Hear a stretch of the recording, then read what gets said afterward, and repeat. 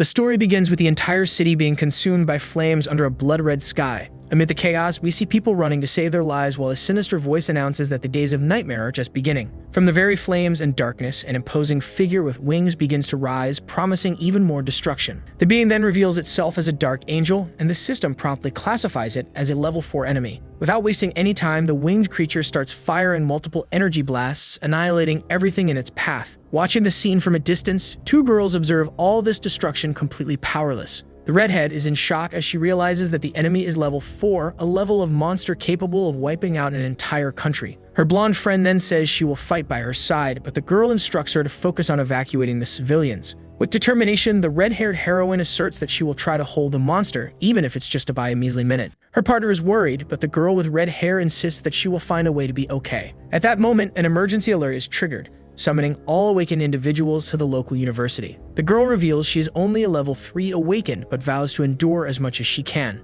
Meanwhile, the Dark Angel seems to prepare for a new attack, murmuring indecipherable words. The creature finally advances toward them, and the redhead screams desperately for her friend to run as fast as possible. Suddenly, a dark-haired man tells the redhead to get out of his way. The red-haired heroine is in shock as the man prepares his attack. Without giving any chance for reaction, the mysterious man annihilates the creature with a single devastating punch. As a result of the punch, the Dark Angel turns into a stone statue while the man poses victoriously in front of it. The duo of girls is shocked that the guy killed the monster with just one blow. With a smirk, he comments that it has been a long time since he last saw a human being. Soon after, he asks what year it is, leaving the red-haired girl completely confused. The girl, stammering, tries to ask who he is while the blonde girl seems nervous behind her. Then the mysterious guy asked darkly and with fear. The redhead replied that it was October 6, 2024. The man looks visibly shocked by the answer, as in his perception only a year had passed. In his thoughts, he says he spent hundreds of years in hell, but here only a year had gone by. With a snap, he realizes that his calculations about the time distortion were completely off. The young man remembers that it was exactly 1 year ago that his entire nightmare journey began.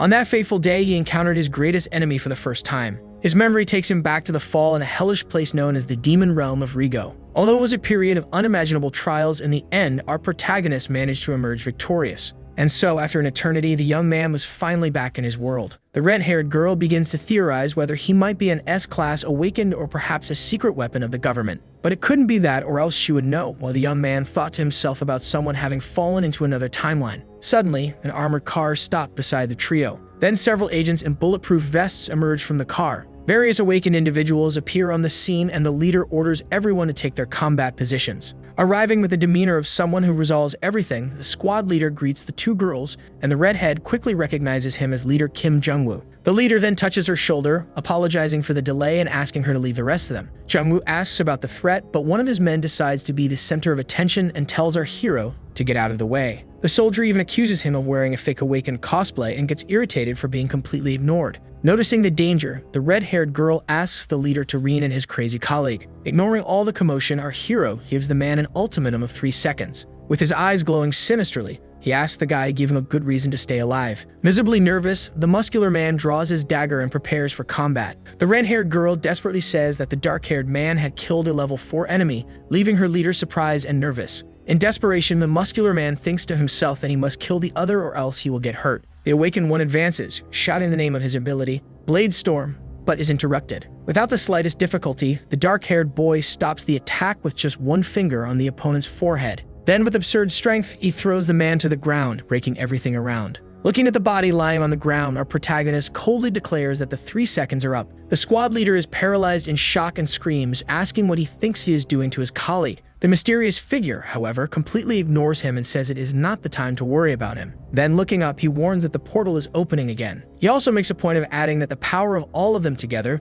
will not be nearly enough to stop what is coming. The awakened ones around are shocked and terrified by this. The leader can hardly believe what he is seeing, completely paralyzed by fear. From the portal, a colossal monster emerges and is immediately identified as a level 6 enemy. Desperate leader Jungwoo contacts headquarters, warning that an enemy codenamed Red Horn has appeared. At the command center, an operator informs that this creature can eliminate more than 30 million people in a single day. Faced with the threat, the leader uses his powers and shouts for all the awakened in Korea to be summoned. Soon after, the group prepares for battle, aware that they need to buy time even if it costs their own lives. The man in glasses then shouts for the blonde girl to flee with the red-haired girl. While the team of awakened ones bravely advances against the monster, our hero and the blonde girl merely observe. The confused girl does not understand why the dark-haired boy is standing still, doing absolutely nothing. Because of this, she turns to him and questions why he is not helping his companions in battle. The boy simply stares at her with a cold smile and asks why the hell he should do that. The girl insists, arguing that this is also of his world and that he has more than enough power to protect it. He then asks her to give him one good reason to bother helping them. Continuing, he says that the weak always end badly and the strong survive, also stating that this is the law that the most powerful must follow. He adds that they must fight for their own lives if they have the capacity to do so. Otherwise, they will just be crushed by the stronger ones right at the moment the creature attacks another awakened one. Seeing all that destruction up close, the blonde girl is completely horrified by the scene. Ignoring the fight, he turns to her and asks where the MUF's office is. Our protagonist calls her useless and simply turns his back to leave. Celine gets angry and calls him crazy for worrying about that now. Then she tries to take her friend away, but the blonde girl refuses to leave. The young woman named Nori stands up and says that this is not how powerful people act. Then she pulls out her swords from the portals, saying that those with power must do something. She charges at the monster, shouting that the powerful must protect the weak. The boy is surprised to see the girl attack the giant beast with her blades, but her attack does not work and the girl is disarmed of one of her swords. With that, the monster opens its enormous mouth to devour the blonde girl in one go. Nori closes her eyes and accepts her fate as a tear rolls down her face. Suddenly, a voice commands the monster to lower itself. With immense brutality, a giant creature's head is smashed against the asphalt. The duo of awakened ones looks at the scene, completely shocked by what just happened. The protagonist now holds Nori in his arms and calls her an interesting girl. With his clothes resembling demon wings, he holds her and says he likes her. The young woman becomes completely flushed, and then the boy introduces himself as Taehyun. He then adds that he will be her master, the great demon lord. The young blonde girl is utterly confused by that sudden declaration. She then watches him, wondering if that boy could really be a true demon. However, the moment of reflection is brutally interrupted by the roar of the monster preparing to attack again. Visibly irritated, the dark-haired boy calls the creature an insignificant being. With a frightening look, he says that thing does not even have the right to open its mouth in front of him. With a single precise punch, he silences the beast using an absurd amount of strength. The impact of the blow is so violent that it makes everything around them tremble. He stares at the monster and complains that the creature's head is arrogantly above his. Creating a sphere of energy above the creature, he asks why it does not bow before him. Then the sphere crushes the monster's head against the ground. Watching the scene, the other awakened ones are completely paralyzed by the display of such power. He then looks at the defeated creature and says that now they are on the same level. After that, our protagonist extends his hand and a crystal begins to be extracted from the monster. The purple crystal flies toward him and he catches it with one of his hands. With a hint of disdain, our hero looks at the purple stone in his hand and comments that it is just that. In light of the scene, the squad leader is shocked and wonders if that could be a magical stone. Then the crystal disintegrates into particles of light while the young blonde stares at it, still processing everything. The girl stammers and asks if something happened to him. The demon lord turns to her and simply orders her to follow him, leaving the young woman confused. Completely awkward, she asks what he means by that, but the young man makes it clear that he will not repeat himself. He insists that she has no choice but to follow him, which terrifies the girl. At that moment, leader Jungwoo shouts desperately that he will not allow such a thing. He thanks for the help but asserts that Nori is one of them and cannot be taken by him. With a cold gaze, our protagonist responds simply and directly, "I can." Taehyun then says that he did not ask for permission from anyone and tells everyone to get out of his way. Releasing a powerful aura, he forces all the awakened ones to kneel, writhing in pain. Leader Jungwoo wonders what kind of power it is while our hero calls them mere insects. Irritated by the interference, he decides that he needs to get rid of all of them once and for all. But Nori throws herself in front of him, pleading for the young man not to hurt her companions. The blonde girl agrees to follow him as long as he promises not to harm her friends. The demon lord observes her for a moment and comments that she seems to be quite a fair person. But he notices that it is not just that and perceives something more about the blonde girl. Suddenly, several system screens appear in front of him, revealing all her information. He realizes that she is a dual class, something extremely rare even in the demon world. Despite the poor stats, he believes he can train her very well and declares that she has been chosen. Then he extends his hand to the young woman, who hesitantly accepts the offer. As soon as he touches her, the girl screams in pain, but the young man tells her not to worry. Holding her firmly, he explains that it is just a recording ritual and that it will not be bad for her. With that, a massive red energy rises to the heavens, creating a giant pillar of light. The other surviving awakened ones watch the scene from a distance. They look at the pillar of light and wonder what the hell just happened there. Moments later, the scene shows a young man with purple hair healing leader Jungwoo's wounds and the bodies of the defeated awakened ones. Serena was talking to the rescue team leader Sunho. He can hardly believe that a single awakened one defeated so many enemies and even took someone with him. The The girl then replies that she herself can hardly believe it and reveals that the guy's name was Tae-young. She also mentions that the young man was looking for the NWS office, which visibly irritates leader Sung-no. In light of the situation, Serena asks if they plan to go after him but warns that it would be impossible. She explains that no one there would stand a chance against a monster like that while the duo walks in the distance. As they approach a building, he asks if it is there and the nervous blonde girl confirms. In her thoughts, the young woman wonders if she should try to warn about her location. The girl considers sending the coordinates to her companions at that moment, but the young man, as if reading her mind, says that there is no need to warn anyone,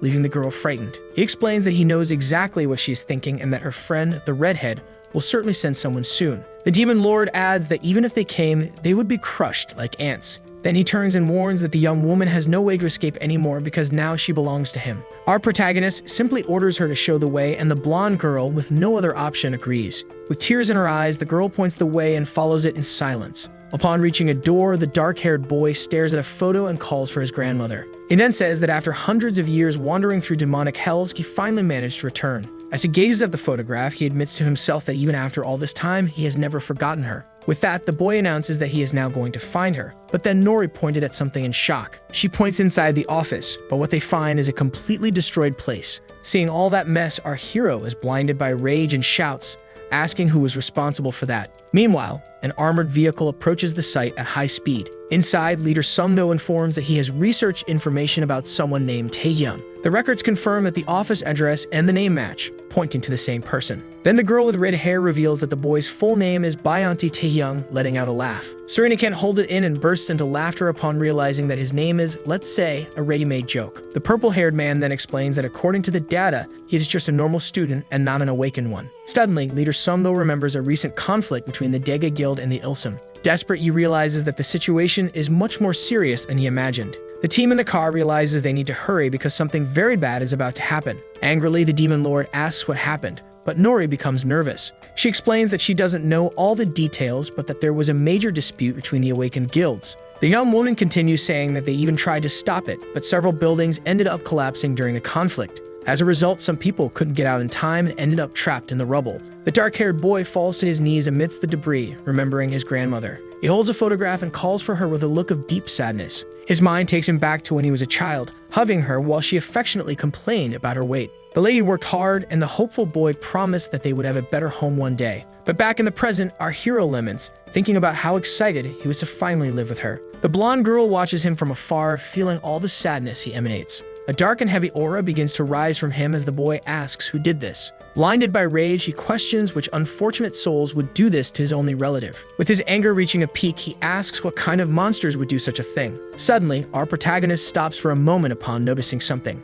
Leader Sung-go formally introduces himself as part of the White Tiger Intelligence Service. He bows and asks to talk, thinking to himself that he feels a lot of energy coming from the boy, so at least he is Class A. The demon lord simply says he doesn't feel well and warns everyone to get out of his way. Sung-no insists, revealing that the culprits are from the Society of the Awakened, but their identities are still unknown. Tae-young then coldly responds, "That's it," and turns to leave, leaving the team leader confused. The dark-haired boy then announces that he's going straight to the Society of the Awakened. Shocked, the team leader asks if he intends to face them all alone. But Serena intervenes, warning that perhaps our protagonist can indeed do just that. Faced with the threat, Sung-no orders his team to advance and stop him at all costs. The squad members complain among themselves, finding it boring to have to subdue some random guy. The boy in the beanie, with a mocking air, says that if he really is an awakened one, he won't have any problems, then throws several stones at the demon lord. But they are simply destroyed, leaving no scratch on the boy. The other team members comment that the target seems quite strong. Then another awakened one jumps and attacks the protagonist with a huge weapon. However, the weapon doesn't even tickle the protagonist, who has a blank expression. The attacker is completely shocked as Tae-young holds the weapon. With a single fluid motion, our hero sends the opponent flying away. At that moment, the boy in the beanie screams desperately for no one else to attack him. Our protagonist then uses an invisible barrier to defend against another attack. The guy in the beanie was then pressed against the ground by an invisible force while the demon lord ordered them to get out of his way. Seeing the scene, Serena warned that they didn't stand a chance of stopping that thing. With the entire team defeated, Celine said she wasn't joking about him going to wipe out the entire association. Seeing the boys surrounded by a dark aura, the leader wondered how they could possibly stop a monster like that. Suddenly, a hand grabbed the cloak of our anti-hero, trying to restrain his fury. The blonde girl called him master and begged him not to continue with his plan. Then the demon lord questioned if she, as his servant, dared to go against his will. He remembered the recording ritual he performed to imprint his soul onto hers. The boy explained that because of it, the young woman should instinctively follow him, never being able to betray him. But her willpower exceeded expectations, and she argued that there were good people in society. The girl explained that they would fight to the very end to protect everyone, even if considered enemies. She continued, saying they fought for those they couldn't save, and that she understood his pain. With tears in her eyes, the young woman said it was all too sad and that her heart also hurt. The girl then asked him to stop because there were people fighting precisely to prevent more tragedies from happening. Faced with her words, our protagonist calmed down and wondered why he had even returned to that world. His mind took him to a memory of his grandmother saying he didn't need to be the best at school or sports. She explained that by being a good person, he could help many people in need. Moved, the demon lord patted the blonde girl's head and thanked her. The boy continued the gesture and explained that thanks to her, he remembered the true reason for his return. He recalled that the only reason he endured everything and came back was to live by his grandmother's side. Looking at the rubble, he lamented that now it was too late for his beloved relative. He then declared that he would protect that world exactly as his grandmother taught him to do. The blonde girl broke into a wide smile and agreed enthusiastically with his words. But the boy scolded her, reminding her that she would have ceased to exist if not for his mercy. He then turned to the defeated team and said he would no longer go after the society, but with one condition. The team members were confused, so the leader asked him to continue. With a shining object in hand, the boy revealed that his condition was that they find his grandmother's killer within 3 days. The scene shifted to the imposing building of the Regional Intelligence Service headquarters. Inside, a man ran through the corridors while desperately calling for Leader Kang. He arrived shouting at the team leader, angrily cursing him for disappearing. The chief kept scolding him, saying he should have returned to report the situation. Samno apologized and explained that he had been busy cleaning up the mess, while the chief wanted to know how they stopped a level 6 enemy. He said he would report the details later, but had something else to tell, leaving the chief curious. Then he saw Taeyem and asked if he was an awakened one. The leader explained that he was a newly awakened they had just found at the scene, and the chief asked if he wasn't registered yet. Then he ordered them to take him for a test and register him immediately, leaving Sumdo and Celine terrified. The demon lord overheard the conversation and, with a mocking tone, asked if they really wanted to test him. He then gave a sly smile, finding the whole situation amusing. The scene shifted to a corridor completely crowded with people waiting. Our protagonist complained about the number of people, but Surian explained that most were waiting for a chance to become awakened. But the protagonist grew impatient and asked if they really intended to make him wait. She grew nervous and said she would check at reception, then thought that if he was forced to wait, something horrible might happen. The red-haired girl ran to reception and said they were from the White Tiger team. Then the staff member confirmed if it was for the power measurement of Mr. Bayante Taehyun. But he pointed to the crowd and explained that many people were waiting to be classified. Then the attendant warned that they would have to wait 1 or 2 hours because there were no exceptions. At that moment, our protagonist's eyes glowed red with fury. A dark aura surrounded him as he asked if they dared make him wait for useless people. The blonde girl noticed the rage and desperately begged her master to calm down. At this, a man in line got irritated and told her hero he needed to wait his turn. But the man was horrified as he felt the immense pressure coming from the demon lord. Looking at the crowd with disdain, the protagonist ordered everyone to get out of his way. At that moment, the receptionist freezes in fear of the terrifying situation. The demon lord states that measuring those insignificant beings is a waste of time while Nori assists a young man in shock.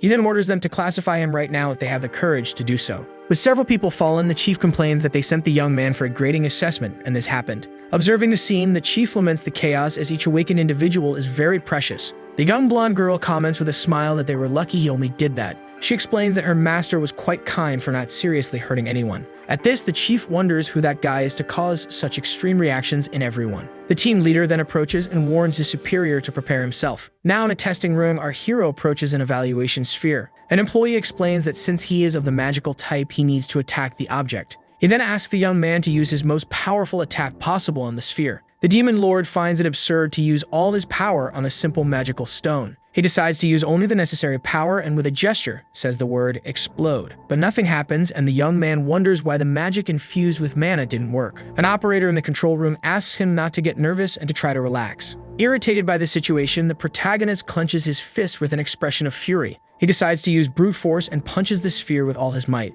As the blow connects, he repeats the word explode with a serious look. Suddenly, an immense explosion of energy is released from the magical artifact. The operator in the control room is in shock as the sphere disappears completely. She nervously thanks him and says they will move on to the next tests, but he interrupts her. The demon lord states that it's useless since no toy there can measure his abilities. He gets annoyed and says he doesn't want to waste any more time and just wants the results. The employee shows the results to her superior while the blonde girl comments that the young man finished faster than she did. The chief analyzes the results, sweating profusely, while the young woman asks about the tests. Then she invites the demon lord to have coffee afterward, but both return their attention to the chief, asking about the results. The screen displays Class S, and our hero finds all of this so boring that he almost yawns. Later, our protagonist and the blonde girl are sitting in a cafe. He takes a sip of green tea and complains that the drink is too bitter. Then the young woman offers her drink and says she can order another without any problem. With that, the young man accepts her drink and takes a sip with a cute expression. He seems to enjoy the flavor and gets a little flushed, finding the drink good. Nori then asks her master what his type is.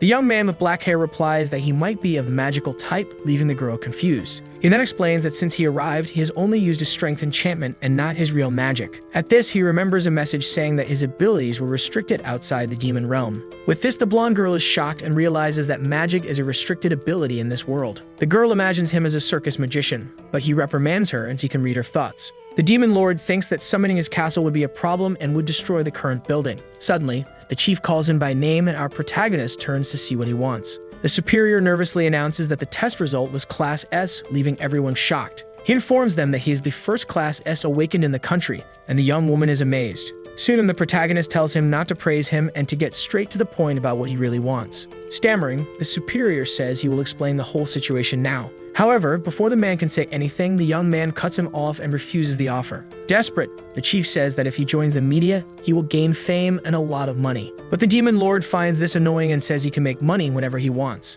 He states that they should be grateful he agreed to cooperate, even if just a little. With a serious look, he adds that he will only help if they meet all his conditions. Then the leader thinks he needs to find a criminal quickly, while such a criminal at home mocks that no one could stop them. The black car drives down the road, taking our protagonist and his servant to a safe location. Inside the vehicle, the team leader says he understands and will not announce Taehyun's ranking. He also informs that they will prepare a safe place for the young man and his servant to stay. Watching the car leave, the chief laments that they cannot showcase the first Class S in the country. The young woman then explains that with a Class S, the balance of global power would be completely changed. The superior comments that if people knew about him, they would feel safer in the country. The scene then cuts to the young man and his servant arriving at a luxurious mansion. They walk through a long garden with a pool towards the enormous house. The young blonde is amazed by the size of the house, but the demon lord is not impressed. He says it doesn't compare to his castle, but admits that the place isn't so bad. 3 days later, the leader of the White Tiger team arrives at the mansion for a visit. As he approaches the door, he becomes confused by the noises coming from inside. The leader wonders if what he is hearing is the sound of a fight happening. He carefully opens the door and peeks inside,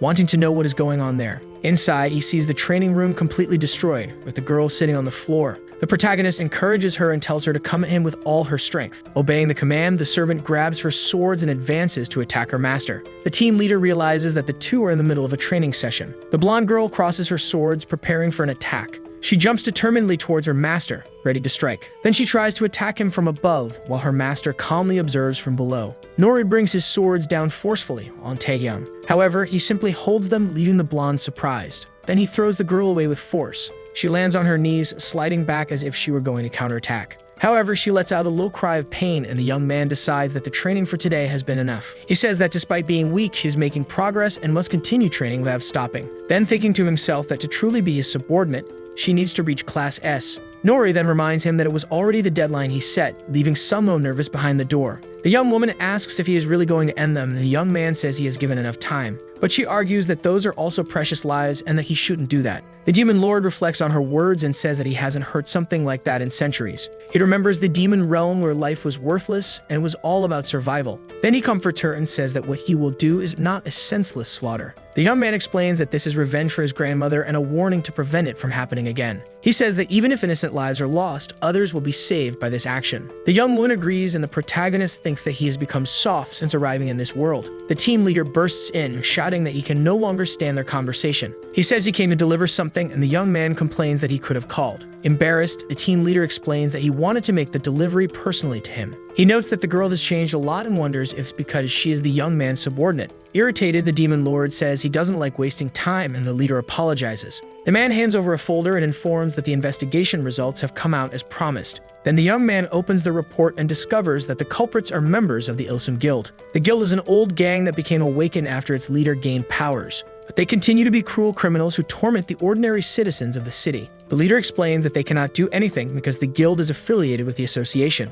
Soon, the demon lord closes the folder and comments that people like that exist everywhere, and they are lucky. He says that the leader can clean up the mess without getting his own hands dirty. Then he turns to his servant and asks if she understands what needs to be done now. The young blonde looks a bit confused, but soon understands what her master means. He then tells them to wait there because his revenge is finally close. Meanwhile, the leader of the Ilsung Guilds celebrates having conquered another territory. This is Kim Gilte, the leader, and mocks the National Intelligence Service. Suddenly, the building is hit by a huge explosion coming from the sky. Inside, chaos ensues as the guards rush desperately to protect their leader. They quickly exit the building and the furious leader asks who dares to fight against them. In front of the Ilsung Guild building, the members look up at the sky, completely shocked. In the sky, a message of fire appears demanding that they pay for all their sins. With that, the guild members panic and wonder who did this. Frightened, they shout for their leader and point, saying there is something in the midst of the flames. Floating in the sky, the demon lord asks if they are the members of the Ilsung Guild. He then orders them to confess their sins and bow until they break into apologies.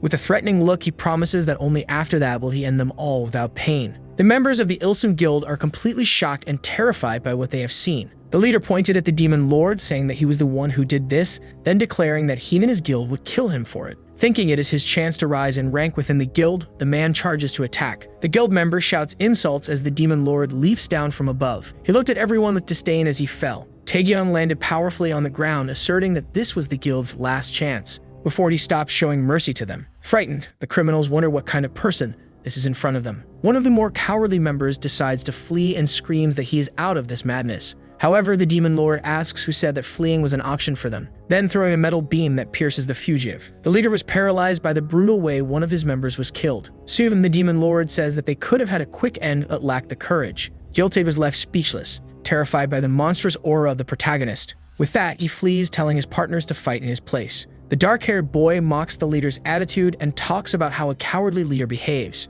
He watches the man run and comments on the cowardice of abandoning his subordinates. The boy thinks that this world is no better than the demonic one and explodes everything with his power. The scene shows the aftermath of the attack with the ground and walls completely marked. Inside a room, security measures are activated, closing the windows and locking the doors. The man says that the room is made of magical gems and that normal attacks do not work there. At this, the leader gets angry, thinking this is revenge for a job poorly done. His henchman asks how many men they have and also says he sent everyone away. Suddenly, several guild members gather and say they can defeat a Class A. They then see the invader, and one of the men shouts that he is too strong and dangerous. Realizing that the boy is a high-level awakened one, they all charge to attack him. With a smile, the anti-hero loves the idea and tells them to come at him all at once. He advances into the group and says that they don't even compare to the power he possesses. With that, he easily defeats the guild members, and they scream desperately for help. Hiding in the safe room, the guild leader and his henchmen listen in terror. The two remain silent as the leader looks to the side and seems to think of something.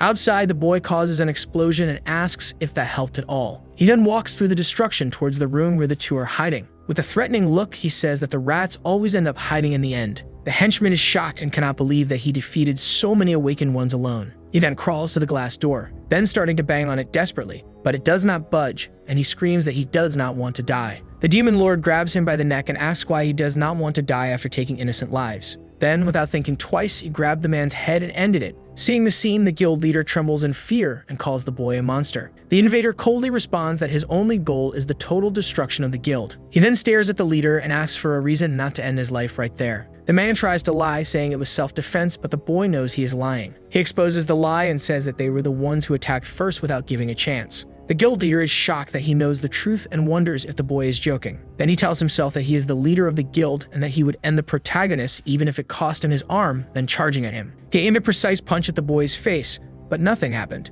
The leader gets angry when he sees that his punch had no effect. With shining eyes, Taehyung says he would give the man a minute to keep trying. The leader loses his patience and shouts that this was the last straw for him to endure. He threw punch after punch, but they all seemed to hit an invisible barrier protecting the demon lord. The boy looked at him with boredom and thought he couldn't lose to trash like that. Then, remembering that the only reason he had returned to this world was his grandmother, the leader prepared another punch, saying that it would hurt, but suddenly his arm was severed from his body. The demon lord stood still while the chief screamed in pain, claiming that not even a minute had passed. Looking at the man on the ground, the boy coldly said he had changed his mind. He promised that he would finish him off now and make him feel every imaginable kind of pain while the man begged for help. Then he asked the boy why he cared about their deaths. Desperate, the chief begged for help and offered anything to survive. However, everyone he begged for help had already been taken down by the protagonist. With a look of pure horror, he saw that there was no one to save him. He continued to plead for help. Sometime later, the guild building was cordoned off with police tape. An officer observed the scene and commented that the boy really didn't hold back at all. He seemed worried and said that despite being in trouble, there was another issue. The man explained that the Awakened Association would not just sit idly by. One of the members said that this was not just a murder but a massacre. He questioned how they could simply ignore such an act of violence. In a meeting room, they debated how to punish an S-class Awakened. One of the men said they couldn't let taking justice into their own hands become a trend in the country, but the leader of the meeting seemed to ignore the debate and focused on another problem. He changed the subject to something more urgent, which was the recent increase in portals. He continued by saying that there had been a considerable spike lately. Then he detailed that there had been 12 just this week and that powerful monsters had appeared. And the worst part was that no hunter had defeated them, but luckily they had an S-class on their side. He believed the boy would handle it, but he couldn't do whatever he wanted. At that moment, the chief panicked while the meeting leader demanded that the boy apologize for what happened. The man with glasses then realized the seriousness of the leader and apologized. The leader calmed down and said he understood everyone's frustration in this unprecedented situation. He explained that they were dealing with an uncontrollable force and the fate of the country was in their hands. While the protagonist was taking a shower, he observed his servant through a mirror. The blonde girl finished her tasks and decided that now she needed to wash her master's clothes. But when she opened the wardrobe, she was completely shocked by what she saw inside. She realized that all the clothes were the same and complained that the agency had no common sense. With a change of clothes in hand, she went to her master but let out a scream of astonishment. Tae-gyun was drying his hair with a towel and then asked why the girl was screaming. Completely blushing, the girl questioned him about coming out of the bathroom like that. Stammering, she handed the pieces to the boy and asked for permission to leave quickly. The girl ran out of the room and he thought about how reckless his subordinate was. Later, the two were sitting together in the garden of the house enjoying the day. Nori observed him and thought that he had been quiet for days, feeling an emptiness after the revenge. She then reflected on what she could do to make her master a little happier. Suddenly, the girl had an idea and turned to him with an excited expression. With a smile, she approached and suggested that they could go shopping together. He looked at her a bit surprised and repeated her question in his thoughts. The girl said they needed new clothes and the boy seemed to like the suggestion. The girl was all happy and delighted with the Lord's response to go shopping. Noori said she would get ready, but her master said there was a problem. Worried, the girl asked what the problem was and thought of several bad things. The boy then revealed that he was completely out of money at the moment. Noori offered to lend him her money, but he immediately declined the offer. With that, the young man invokes a purple crystal and says that a lord does not borrow money. Holding the gem, he explains that if they sell it, they will have more than enough money. Then, sometime later, the two arrive at a tall building in the city center. The girl explains that this is a trading market for the National Intelligence Service. She continues by saying that not only agents but also awakened individuals negotiate there. As they approach, a smiling attendant greets them and asks what they want to sell. The woman explains that she needs to see the merchandise first to assess its value. But upon seeing the purple crystal, the attendant is completely shocked and speechless. She then nervously asks them to wait a moment while she makes a call. The woman calls Mr. Park and informs him that someone wants to sell a rare gem. She excitedly states that the size of the gem is abnormal. Moments later, the man is talking with the young man and his servant in his office. The man then introduces himself as Park Sunho from the sales division and welcomes them. He wonders what a National Intelligence Service agent is doing there with that man. With that, our protagonist throws the enormous purple crystal onto the table in front of the man. Park Sunho is astonished and cannot believe the size of it, questioning the gem's level. The protagonist then asks what their offer is while the man continues to stare at the crystal and the young man in shock. Sunho apologizes and says that buying a stone of that size requires a national budget. Impatient, the young man takes the crystal back with a look of disdain on his face. He then uses his power to break the giant gem into several smaller pieces. The sales division man looks surprised as the young man asks if that is enough. Park wonders how someone can break magical stones and notes that the piece is worth billions. He says he can buy it, but that it will take some time to gather the funds for payment. The hero feels disappointed and says that the largest trading market in the country does not have money for this. Nori then intervenes and asks if they can at least pay a portion up front. The man says that the situation is unprecedented, and the girl reminds him that they can profit greatly from the stones. With that, she makes a proposal and says that if he pays 1 billion, they will accept it immediately. Meanwhile, the young man stares at the man and wonders how she dares to negotiate like that. Under pressure, Park accepts the offer and thinks that the young man in front of him is a wild beast. Shortly after, the transfer of 1 billion wons is completed and the money lands in Tae-gyun's account. With the payment confirmed, Nori smiles excitedly and says that now they can go shopping. Walking down the street, the girl suggests checking out the master's clothes first, praising her for the bargain. But in the office, the agency man is furious and wonders how those worms dared to do that. He cannot believe they took advantage of him, someone who considers himself part of the elite. Filled with rage, the man grabs his phone and promises to show the true power of money. He then makes a call and says that he has some scoundrels he wants to deal with. Far away, our protagonist and his subordinate enjoy their shopping day happily, when suddenly the sky turned purple and various lightning bolts appeared. Suddenly, his sinister purple energy surged in the city's sky, catching everyone's attention. The girl is super excited looking at the fancy clothing stores in the city. With that, she points to one of the stores and calls her master to go there with her. But the young man tells her to buy something first since he doesn't need anything. The girl immediately denies it and says that today is exclusively for taking care of his clothes. Then the young woman takes her master's arm and invites him to enter the store. She drags him inside, saying that today he will dress well. The young man just watches her in silence, seeming a bit surprised by her attitude. He thought to himself that the more he pays attention to her, the more impressed he becomes. Tae-kyung looked at Nori's hand holding his fingers. He then continues to reflect that the more he observes her, the more peculiar she seems. The two then arrive at a luxury clothing store called Moral to start shopping. Right at the entrance, a well-dressed employee greets them with a bow. He asks if they are looking for something specific, and the blonde girl excitedly points to the clothes. The subordinate asks to dress her boss from head to toe with the best there is. Meanwhile, the poor young man complains about how boring it is. Meanwhile, the sinister portal continues to grow and pulse a purple energy throughout the city. The store employees announce that they have finished their work. The girl is left speechless and completely amazed by her master's new appearance. With the new outfit, the protagonist comments that he is not used to clothes like that. Feeling awkward, he turns to his subordinate and asks for her opinion on his look. Stammering and all flushed, the young woman exclaims that he looks really handsome. She even swears that she is telling the truth and that he looks great that way. The girl then exclaims that she can hardly wait to tell everyone that he is her master. He adjusts the collar of his suit, still a bit uncomfortable with the new clothes. Then he says that they can go, but the girl seems confused by his hurry. She asks if the young man doesn't want to look in the mirror, but he says he doesn't need to. The master states that her opinion is what matters, and now it's time to buy her things. With a red face, the blonde thinks that he liked the outfit and that she got what she wanted. The protagonist urges her to hurry while his partner agrees excitedly. After some time shopping, the two stop at a cafe to have something to drink and rest. With a smile on her face, the girl holds the shopping bags, happy with the result. Suddenly, the young woman's eyes widen as she notices something strange in the city's sky. She looks up, startled by what has just appeared right above them. The duo stares at the enormous purple portal that has suddenly materialized over the city. All the people on the street stop what they are doing to observe the frightening phenomenon. The blonde asks what that is, and her boss confirms that a gate has just opened. But the young man comments that it is a type of portal he has never seen before. Inside the portal, a bizarre red creature begins to slowly emerge. A giant, terrifying eye watches the city from within the dimensional rift.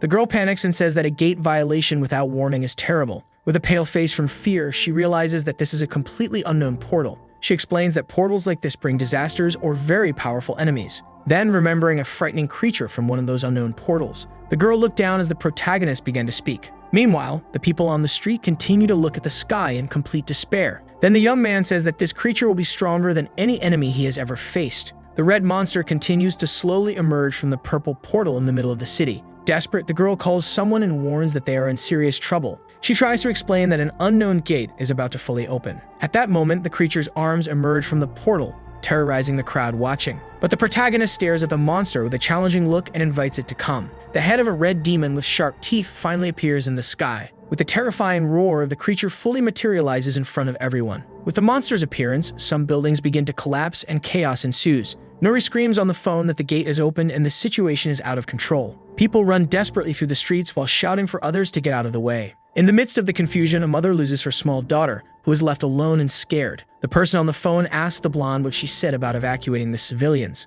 The voice on the cell phone asks if she is listening, but the young woman is in shock at the scene. She informs that her master will evacuate the civilians and says that everything will be fine while waiting for reinforcements. But the demon lord smiles with a dark look, excited by the new threat. His partner looks at him worriedly and calls him with a tone of fear in her voice. With his eyes glowing red, he gives a sinister smile full of excitement. The young man recognizes the creature and says that it is an arrogant and insane dragon beast. He remembers a fight in the demon realm where he ripped one of their throats out. Looking at the portal, he thinks that the time has finally come to fight someone worthy. A magic circle appears and he celebrates the chance to fight with everything against a strong enemy. Desperate, the girl screams her master's name, trying to get his attention. With her plea, the young man stops invoking his powers in shock. He then turns to his subordinate. With tears in her eyes, the girl pleads for her master to help her with the evacuation. He looked at the blonde girl, shocked as she pleaded again. Meanwhile, the little girl continues lost and crying in the middle of the destroyed street. The protagonist then looks down and sees ants walking near his feet. The protagonist recalled in his mind as he asserted that the world was too weak while opening a door.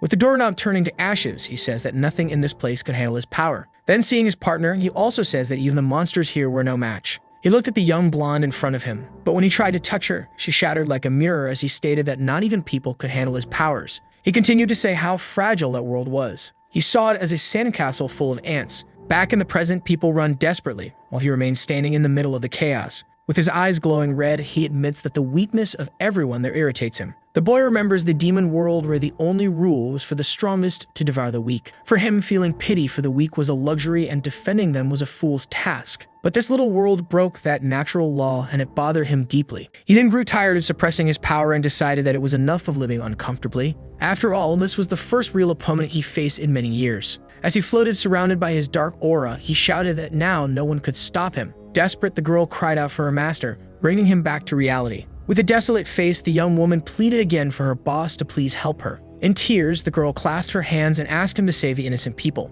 In the sky, the red monster roared once more, releasing its destructive energy. With that, debris from the department store began to fall. She looked up and wondered if she could break all the falling pieces. Then the blonde jumped into the air with her blades and tried to intercept the debris. Spinning in the air, she managed to destroy some rocks, protecting those below. But the young woman panicked upon realizing that she couldn't stop all the debris alone. At that moment, she screamed as rocks were about to fall on a mother and her child, but an invisible barrier protected both. Nuri looked at the scene in surprise. The protagonist had used his magic to protect the mother and child. Then he exploded the rocks that were about to fall on the civilians. The subordinate was surprised by her master's act while looking at him. With a calm smile, the boy finally told her to evacuate the people from the area. He floated in the air surrounded by a powerful aura while his partner watched him from the ground. He reflected that he had reached the point of ignoring even his own subordinate. Surrounded by flames, the boy declared that he would not be an incompetent lord. With that, the young woman thanked her master and ran to help evacuate the civilians. The girl blushed and felt happy as she fulfilled the order she received from her boss. Wielding her blades, the blonde shouted for everyone to follow her and leave that place. She pointed the way for the civilians, and the boy thought that he was doing this because of her. The dark-haired boy thought that a few seconds of work wouldn't hurt to help his partner. But standing in the middle of the destroyed street, the protagonist said that there was a catch. He glared at the creature in the sky and said that he didn't like that thing above his head at all. At that moment, dark and shadowy wings began to emerge from the back of our protagonist. With an intense red glow, the wings fully opened, and he began to float. The boy ascended to the skies with his new power, ready to face the threat head-on. Looking at the monster in the portal, he commented that the creature seemed to be trapped there. The giant eye of the beast stared at the demon lord with an expression of pure rage. With a smile, he told the creature that he would help it get out of there. Then the boy grabbed the dragon's snout and punched it with supernatural strength, sending the monster into space. The people and his partner looked up at the sky, shocked by the scene they witnessed. Our hero said that up there they could fight without any interruptions. With a colorful glow, he ascended to the skies, smiling as he said he was going. The crowd watched a beam of light rise toward outer space. In an instant, the two appeared in space, floating above planet Earth. The red dragon quickly looked around for its opponent. The dark-haired boy appeared in front of it, asking if the beast had awakened and said that now no one would disturb them. With his eye glowing, he commented that this seemed like a very ancient dragon. Then he said that he hoped the dragon wouldn't make a fool of him. He remained silent while the creature warded him. Suddenly, a screen appears with information about the creature called Kuros. The notes say that the beast got lost and violated the rules due to a contract. He wonders if the dragon made a contract and broke the rules by giving up on itself. At that moment, the creature opens its mouth and a blue energy sphere forms inside. The monster fires an energy beam, and the young man knows that this is not good at all. Floating in space, he knows that behind him is the human world he needs to protect. He understands that if that breath hits the planet, it will be a bloodbath. The young man says he can easily prevent that, but coming here to fight would be pointless. So he decides to face the attack head-on. With that, the energy hits him squarely while an invisible protective barrier shields him. The dragon then stops its attack, thinking it had hit the young man. However, seeing that he remains still in the vacuum of space, completely unharmed by the blow, the protagonist then stares at the monster and complains that he had just bought those clothes. The creature becomes furious at the audacity and prepares another, even larger energy attack. But with a confident smile, the young man charges at the beast at high speed. He then lands a powerful punch directly on the side of the ancient dragon. Then he strikes another blow on top of the creature's head. The red beast screams in pain for the first time, feeling the power of its opponent. Looking at his flaming fist, he comments that after so long, that felt really good. Our protagonist is happy to find something that doesn't break with just a simple touch. The creature roars furiously and prepares to bite the young man. The young man then touches the dragon, seemingly analyzing the texture of its skin. With that, the beast invokes a magical shield to defend itself from the brown-haired boy's strikes. The protagonist merely observes it with a serious and analytical look on his face. Irritated, the monster roars once more, showing its sharp fangs to him. The demon lord then kicks the barrier with all his strength, but nothing happens. With a serious look, he realizes that this is a dragon that can use magic. He notices that the creature created a barrier that doesn't completely block attacks, but will still delay the end of the battle. The young man admits that he still doesn't control the magic of this world to break the defense. But with a smile, he says that there is nothing he can't break with brute force. He finds fights boring, so he decides to use a special item from his arsenal. In that, the brown-haired boy opens a purple portal and begins to pull something from inside. His eyes shine as he reveals his weapon, the dragon blade Ascalon. Wielding the legendary sword, he asks if the monster can recognize it. Our hero reveals that the weapon was made from the spine of the demon dragon Zikma. The monster snorts upon hearing about the origin of that legendary sword. As he tells the dragon that this weapon is the worst it could face, the dragon breathes his blue fire in the direction of the young man. He then asks if the creature would like to test its power. With a single strike, the young man cuts the energy beam in half effortlessly. Holding the blade, he comments with a smile that its power is very good. Furious, the creature charges once more to try to devour its opponent. But the brown-haired boy is faster and escapes the monster's mouth. Then he readies the blade, pointing it at his opponent's chest. With a precise strike, he plunges the sword into the creature, which flew backward from the impact. With a smile, the young man warns that with this, it will no longer be able to use magical tricks.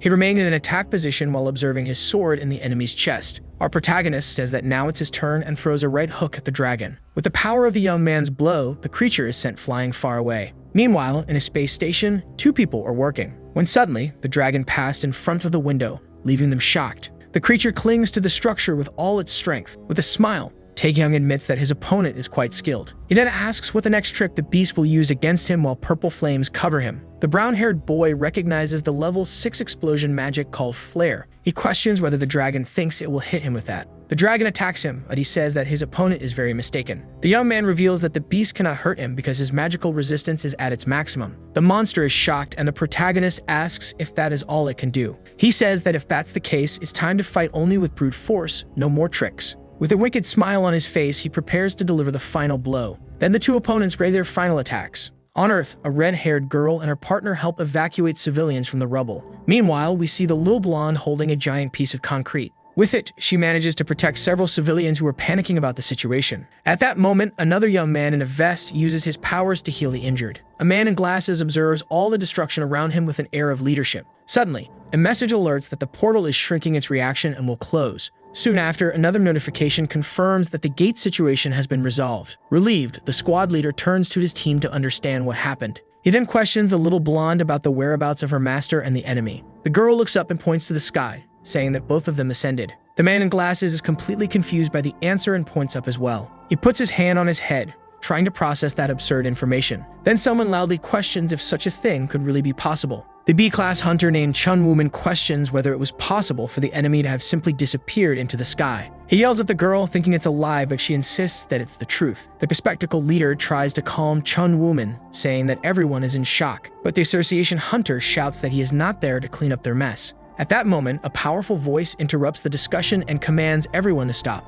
The leader of the White Tiger appears and reprimands Chun Wooman for his behavior. He threatens to file a formal complaint, and the association hunter glares at him with disdain. He continues to ask if the other thinks that all awakened ones have the same power, while Nori looked at the sky. Suddenly, everyone looks up, frightened by meteors falling on the city. People panic upon seeing the fireballs coming in their direction. Someone shouts for everyone to run and seek shelter immediately from the threat. However, the meteor grows wings and stops falling for a moment, but then it crashes to the ground with force, creating an explosion. The shockwave from the explosion violently throws several people away. The agents are also hit, and the girl protects her face with her arm. The little blonde is surprised for a moment, but soon opens a relieved smile at what she saw. Amid the flames, our hero emerges without a scratch. With a radiant smile, the blonde girl starts calling for her master. Our hero then comments that next time he should come down more slowly, while the girl shouted for him. The association hunter is shocked by the appearance and wonders what that is. The young girl runs to her master while the other man questions the enemy. Then, looking at the young man, the man wonders who he was.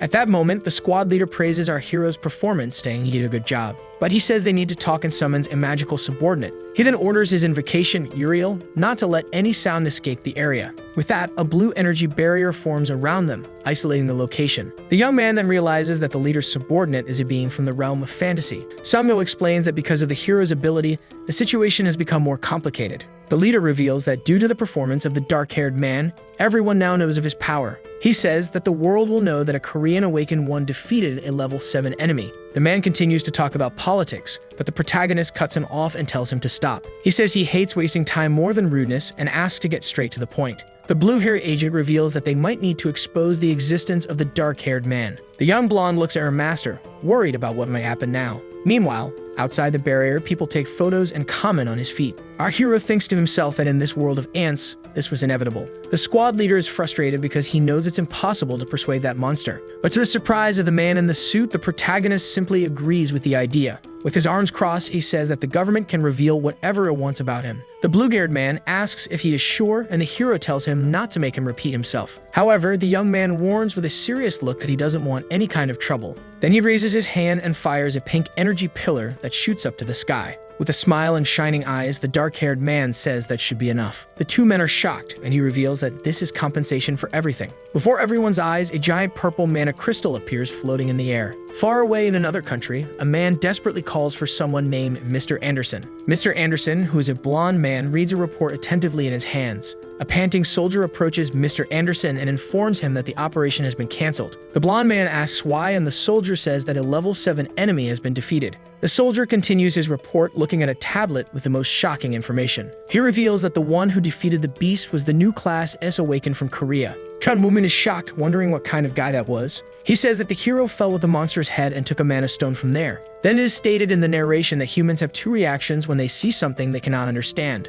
The first reaction is simply to accept what they saw, but the second is to deny everything. With a mocking smile on his face, the association hunter chooses the second option. He points to the group and starts shouting that all of this cannot be real. The man says that they almost fooled him, and that it is all just special effects. At this, the blue-haired agent tries to calm the situation, but the other refuses to listen. The squad leader says he knows it's hard to believe, but this is the purest truth. Then he reveals that the person in front of them is the new class S awakened of the nation. Then he looks at the young man, still not believing it. Furious, the hunter pushes the agent and shouts that the young man being class S is a joke. He accuses the intelligence service of fabricating an awakened to intimidate the guild. The man shouts that no one would believe the story of a monster dead in the sky. With that, the young blonde gets furious and screams that her master is not a fraud. The blonde says that without her master, Sewell would be destroyed and that the man should be grateful. But the rude hunter points at the young woman and yells at her for interrupting the conversation. He turns to the protagonist and criticizes the agency for not teaching respect to its servants. With that, our hero says that the man's shouts sound like a mosquito bite to him. His subordinate looks at him, surprised by her master's protective attitude. Then the dark-haired man releases his aura and questions how the man dares to be rude to his servant. With his eyes glowing red, he says he is not generous enough to ignore this. The man began to tremble in fear, while the young man said that this was a warning. He tells the frightened hunter to never speak ill of him or his subordinates again. Otherwise, the man will face the most painful end he can imagine. The hunter feels small in the presence of the demon lord. He fell to the ground, terrified, while the young man turned his back and walked away with a bored look. He warns his servant to leave, leaving her surprised. The young woman responds that yes and follows her master, who is already walking away. The blue-haired agent merely observes the scene while the other man cried in fear on the ground. With his hand on his head, the suited agent says he cannot imagine the outcome of all this. Then an official announcement informs that Mr. Taehyung Byante is the first class S of Korea. In a press conference, a man announces that he resolved the gate incident. Back at the office, the agent informs that the official announcement of his status has been made. He smiles and says that ironically, the situation will not generate any problems. At this, the young blonde explains that her master is one of the 9 class S awakened in the world. She continues by saying that now no organization in the country would dare to challenge him. Then the squad leader, looking at his tablet, explains that this was their biggest concern. He explains that without high-level heroes, Korea was at the mercy of other nations. Japan and the United States tried to interfere, but the protagonist resolved everything on his own. However, the agent warns that other countries will not remain idle and will try to eliminate him. Therefore, the suited man suggests that they need to make as many allies as possible. He reveals that the Wolf Team Awakened unit from the USA requested to visit him. The young man says he is not interested, and the agent is surprised by the missed opportunity. With that, the dark-haired man crushes the can and says that even the strongest in the world are the same to him. The protagonist says he is irritated because his rare day off has been completely ruined. Then he tells the agent not to bother him anymore with such irrelevant matters. In that moment, the young woman worries about how she can persuade her master to change his mind. Suddenly, the blonde has a brilliant idea and seems to have found the solution. She remembers a moment when her master showed interest in something specific. With that, the girl interrupts the agent and asks about the wolf team from the USA. She then mentions that the world's strongest awakened Anderson is part of the team. The man in the suit confirms, surprised, that the visit is indeed from the wolf team. He continues by saying that Anderson, the warlord, will personally come to the meeting. The agent reveals that the man specifically requested to meet our hero. With a smile on his face, the dark-haired man finally finds the situation a bit interesting. The blonde smiles because she knows that the only thing that excites her master is a strong opponent. Then the protagonist changes his mind and says he will meet the mysterious man. At a landing strip, a private jet arrives bringing someone worth his time. From the aircraft, two men in suits descend and one of them comments on the grand reception. One of the men warns the other not to get too excited and not to cause trouble this time. Anderson agrees with the man's statement and says they are visiting an ally, so they should behave. However, he reminds them that everyone there already knows one thing. The Pentagon has set certain objectives for their team on that important mission. With that, he asks everyone to keep this in mind and to control themselves for now. The strong man punches his own hand while agreeing with the young man. With the special team wolf team gathered, the blonde thinks that when the time is right, they will do as they please. Already inside the plane, one of the agents reaffirms to his colleague that they are not there to play around. He then explains that the Pentagon has given them two missions, and the first is to recruit the new Class S. With that, he pauses with a serious look and begins to talk about the second part of the plan. And the second part of the plan is nothing less than testing the strength of the new hero from Korea. He tells the warlord that he would take care of the rest while he should focus on the mission. But the blonde seems to have a small doubt about what might happen during the meeting. So he completes his thought by saying what if his offer is refused. He would completely crush our protagonist. Meanwhile, our hero simply enjoys his drink calmly without worrying about anything. He complains that the guests are late and that he is already getting bored waiting. In that moment, the young man sees on his cell phone screen a TV special about the hunter Ryan Anderson. The report says that the man is the strongest in the world and has defeated enemies with his sword Excalibur. The dark-haired man finally seems interested and thinks that the guy is one of the best fighters in the world. At that moment, his blonde servant runs to him to deliver a very important message. The young woman announces that the wolf team has arrived and our hero opens an excited smile. The protagonist then puts on a dark smile at the news. He stands up and says to go ahead while the young woman asks him to follow her. The blonde is excited to meet her former idol, but corrects herself by saying that her master is number one. The dark-haired man then thinks that this world probably does not have body modification technology yet. He remembers a surgery he underwent in the demon realm, and that is why he is no longer a pure human. The young man faced many strong beings there, but none of them were real humans. His servant guides him through the door, and the hero thinks he is curious about something specific. He gives the girl a pat on the head while thinking about how strong she is. On the other side of the door, the wolf team waits and the warlord observes the young man approaching. The dark-haired man walks calmly toward the two men waiting for him near a large window. With shining eyes, the two stare at each other and our hero completes his thought about how strong a pure human could be. At that moment, the suited agent approaches and greets the protagonist, saying it's good that he has arrived. He extends his hand and introduces himself as John Homan, the director of the National Intelligence Service. Our hero simply stares at the man's outstretched hand without showing any reaction or courtesy. With a cold look, the young man simply ignores the handshake, leaving the director in a rather awkward situation. Meanwhile, the members of the American team just watch the scene with looks of disdain and interest. Nuri tries to apologize for her master's behavior, but the man says he already understands him. The man in the suit smiles and says he understands because the young man seems more interested in someone else. Then he turns and formally introduces the wolf team from the United States.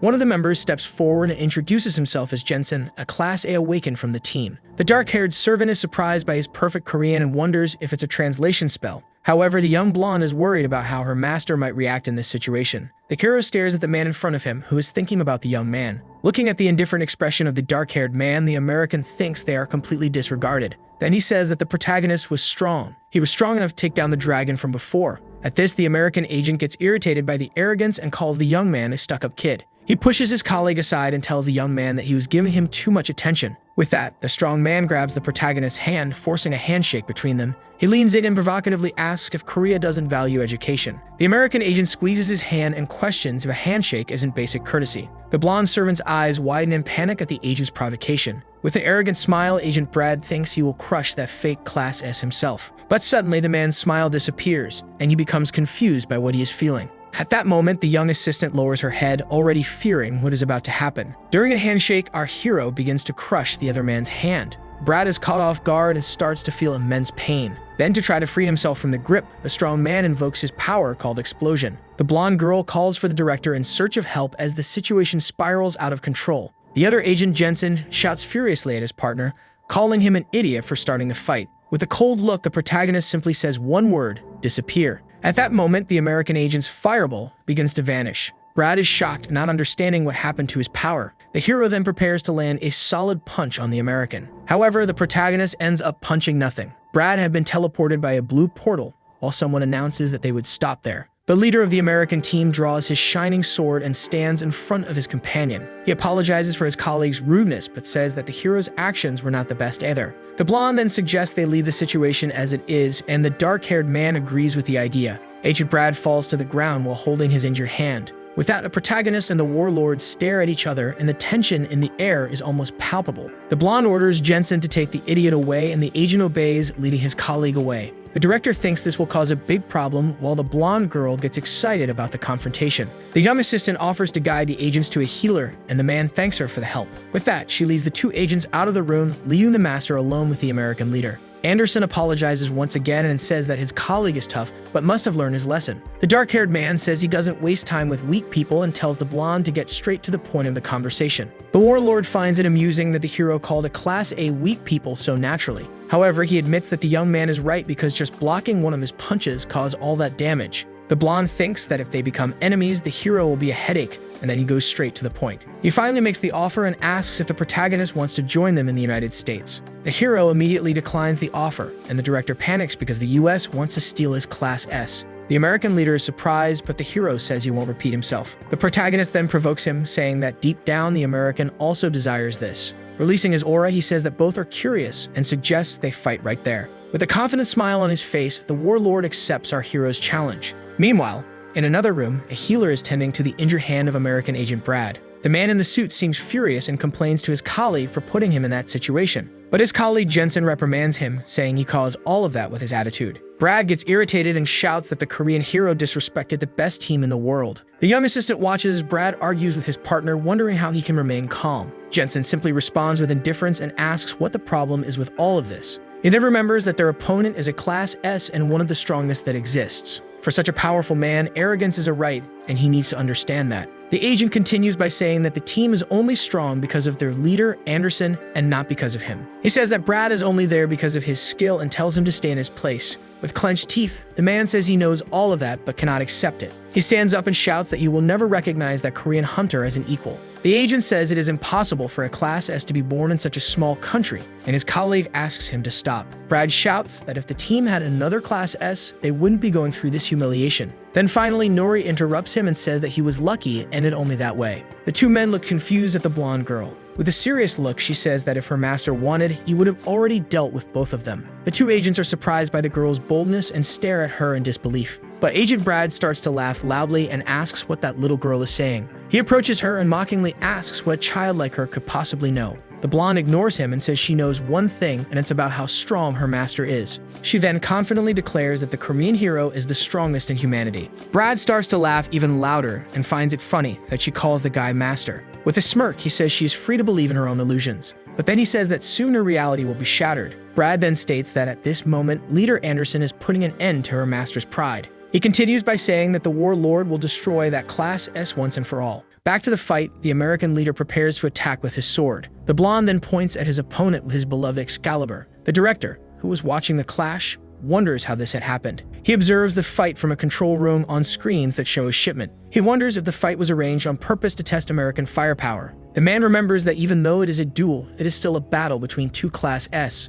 So the director just hopes the building doesn't collapse after the fight finally ends. Back to the confrontation, the warlord stands still for a moment with a confused expression. He then asks the protagonist if he doesn't need a weapon. Then the dark-haired one replies that it would be foolish to fight bare-handed against someone like him. The system analyzes the opponent's abilities and shows that he has level 3 celestial swordsmanship. With that, the dark-haired one suggests it would be better if both used swords in that fight. He thinks that his own swordsmanship is level 8 and wonders which weapon he should choose. At that moment, an arsenal of magical swords appears floating around our hero. The young man remembers a special blade he received from the Demon King as a symbol of loyalty. The purple energy around him intensifies as he decides which weapon to use in the fight. The American is shocked and realizes that the young man opened a portal using a magic system. With a confident smile, the hero says that his opponent has made him wait far too long. The hero chooses an imposing blade and says it is worthy of his opponent and is called the Blade of Thunder. The warlord smiles confidently and thanks the young man for praising his sword, Excalibur. The blonde admits that he thought he was a fighter, but it seems the young man has a talent for swords.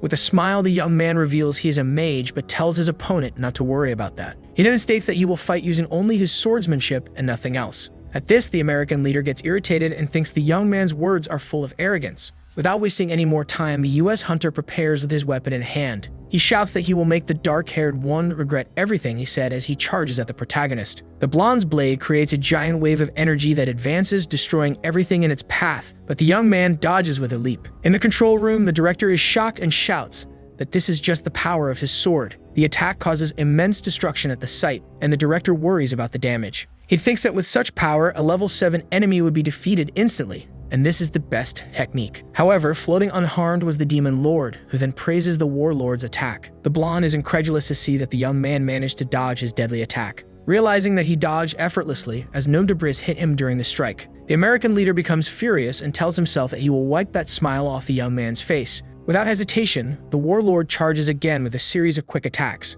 But our hero seems to be enjoying the fight and praises his opponent's determination. He then prepares his own sword and says it's time to take things to another level. At that moment, the American hunter feels a dangerous energy coming from the protagonist. With a swift movement, the dark-haired man lunges at the blonde, leaving a red trail in the air. The warlord is thrown forcefully against the ground and screams in pain from the impact. The blow is so strong that the American hunter is injured and the situation looks very grim. Our hero stares at him and thinks that Anderson is the strongest of humanity and cannot give up. He then hopes that the fight doesn't end there and that the blonde will get up to continue the battle. On the ground, the warlord is impressed and thinks about how strong his opponent really is. Then he remembers an enemy he faced in the past known as the Bone Collector. In a flashback, we see the American hunter fighting against a giant, terrifying creature. The monster was level 5 and had bones so strong that the battle was extremely bloody. It was after defeating the beast that he became a Class S and forged his sword Excalibur. Back in the present, the American leader declares that his blade is indestructible. He thinks that as the wielder of such a powerful weapon, he too cannot be broken. With that, the blonde picks up his sword from the ground. Our hero watches everything with a smile and says that it's very good to see. The warlord acknowledges the strength of the dark-haired man and says that from now on, everything will be different. He declares that he will fight with the intent to kill, and the protagonist responds that he is looking forward to it. Meanwhile, in the control room, the director panics and shouts for them not to do that. The American leader then invokes his power Massacre. Then his weapon begins to shine intensely as he wields it. The young man feels the powerful vibration coming from the blonde and finds it all very interesting. The American hunter thinks that his ability does not only cause the vibration of the blade, then he delivers a devastating blow that creates an explosion of white energy at the site. Without giving the hero time to react, the blonde charges with impressive speed. But the dark-haired man smiles and thinks that this is great and that he needs even more power. With a confident smile, he asks his opponent to show all his abilities. In the control room, the director despairs and says that this no longer seems like a duel, then thinks that if someone gets seriously hurt, it will become an international incident. He shouts that they must stop the two young men. Then the chief and the red-haired girl agree. But the man with glasses explains that both are Class S and that only one can stop the other at this level. With that, the director is despondent and says they can only hope that everything ends well. Celine says she thinks the Korean hero will be fine in the end. She explains that he knows he needs to consider the environment and won't destroy the place. But at that moment, a gigantic explosion occurs near the control room. The red-haired woman feels embarrassed and thinks that she might have been wrong about him. The other man thinks that the young man has been protecting Korea, so it's a fair assumption. The red-haired girl says that her real concern is for the American leader. Back in the fight, the warlord seems scared of something. The protagonist creates a red arc of light with his sword. Our hero observes the destruction, and the director fears that the entire building might collapse. The dark-haired man thinks he wants to see his opponent's full power, but the building won't hold up. In that, the American hunter tells himself that he is the strongest of humanity and no one surpasses him. He says that the young man is not an exception and charges to stab him. The protagonist says that his rival is too focused on the battle and would love to fight more. But he also realizes that the weaker beings in the building are in danger because of this, so he appears on the other side of his opponent. Startled by his appearance, he swung his sword to strike the dark-haired man. However, Taehyun calmly and seriously holds his sword. With a grim look, he asserts that this is not the right place to continue the fight. The two fighters glare at each other again, and the tension in the air is almost unbearable. The American leader sensed the frightening aura of his opponent, which left him scared. At that moment, the warlord realizes he is in mortal danger and becomes alert. The protagonist's red energy rapidly advances toward the warlord. The blonde questions whether he truly felt fear because of that blow from his opponent. He cannot believe that Anderson, the strongest man in the world, felt fear during the fight. Angrily, the American hunter shouts that there is no way that can be true and refuses to accept it. With that, he charges forward with a powerful wind attack aimed at our hero. However, the dark-haired man easily stops the blow using his purple and mysterious energy. The US leader is completely shocked and wonders what just happened. Then suddenly, his hand gets trapped inside a black hole. He screams in pain, not understanding what is happening. Our hero then says that arrogance is a privilege only for the strongest. He calls the blonde a weak man who arrogantly proclaims himself the protector of the world. The protagonist adds that his rival cannot even protect himself. With that, the American hunter is slammed hard against the concrete floor.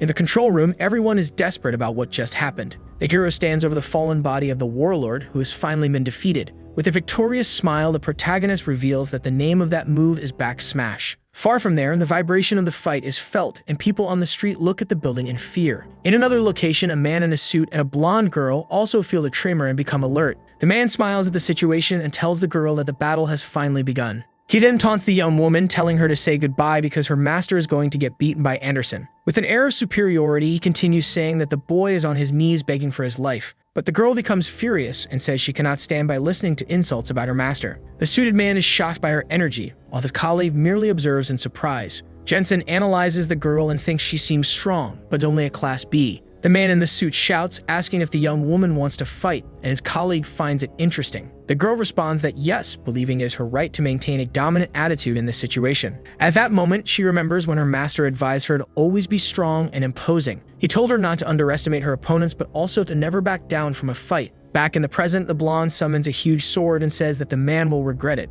The suited man becomes angry and cannot believe that a little girl like her will actually attack him. But then, in panic, he screams for help from his colleague while other people run out of the room. The uniformed man tells his colleague to stop making so much noise and to act calmly. The suited man agrees with him, but the blonde girl does not waste time and attacks from behind. But when she was about to execute her attack, a blue aura emerged. She screams as the blue aura stops her attack. Jensen then asks if she was really that angry. He offers to apologize for Brad's rudeness and asks her to stop the fight. The girl becomes furious and asks why he is telling her to stop when it was the other one who started it. She complains that he insulted her master and didn't even think to apologize for the offense. With that, the young woman declares that Brad needs to be punished, pointing one of her blades at him. The man stood still and unresponsive for a moment. Then, becoming excited, he says that since she started it, they will finish it. With that, the man releases his own blue energy and prepares to fight the girl. The battle begins with the girl charging at the man. Returning to the previous fight arena, our hero appears at the location, holding the unconscious American hunter leader over his shoulder. Then he lets the blonde fall to the ground. The hero tells them not to worry because he didn't kill him, but he will need medical help. The director and his colleagues feel relieved and grateful that Anderson has not been eliminated. The man comments that Taegan really defeated the most powerful awakening in the world. He then says that with the strength of the dark-haired man, their country can become the strongest of all. Filled with ambition, the guy claims that they can surpass the USA and China with this help. But the protagonist interrupts him with a cold look and tells him not to even think about it. The hero explains that he fought Anderson out of interest and not for political fights. With a severe warning, he tells the director not to try to use him for his own ends. The young man asks not to be bothered anymore and turns to leave the man behind. Back in the hallway, the dark-haired man seems thoughtful after arriving at the site of the other fight. He looks at the ceiling and notices that everything is covered with huge, sharp ice spikes. On the other side, the girl is panting from her effort in the fight, but she doesn't give up and continues to fight against Brad, who mocks her sword. Jensen observes the fight and thinks that Nori is not an ordinary fighter despite her appearance. In the midst of the battle, Brad creates a circle of ice and shouts that he will turn the girl into a cube. Several sharp ice crystals fly towards the young woman as she charges forward. The man in the suit then orders her to freeze, and the girl is caught off guard by the magic. Ice begins to form on her body, and the blonde tries to resist with her sword in hand. But she screams in pain as her opponent's power gradually immobilizes her with ice. The guy laughs at the situation and asks what it feels like to be frozen while she suffers. He mocks her by asking who is punishing whom now, and the girl glares at him in anger. In her thoughts, the young woman apologizes to her master for not being able to punish those who offended him. Defeated, she admits to herself that she has no way to win that battle against Brad. Seeing the situation, Jensen asks his colleague to stop because they are going to get into trouble. At that moment, the circle of ice is shattered by a mysterious hand that appears out of nowhere. Before he can react, the man in the suit's mouth is grabbed by the hand. Our hero appears, holding the man by the face with a cold and threatening expression. The girl and Jensen look surprised at the sudden arrival of the young woman's master at the scene. With a furious look, the protagonist reflects the girl's face in his red eyes. The man in uniform screams desperately for his partner and curses our hero as a bastard, but the protagonist ignores the shouts and squeezes the man in the suit's face even harder. Then with a brutal movement, he spins the guy's body and throws him forcefully against the ground.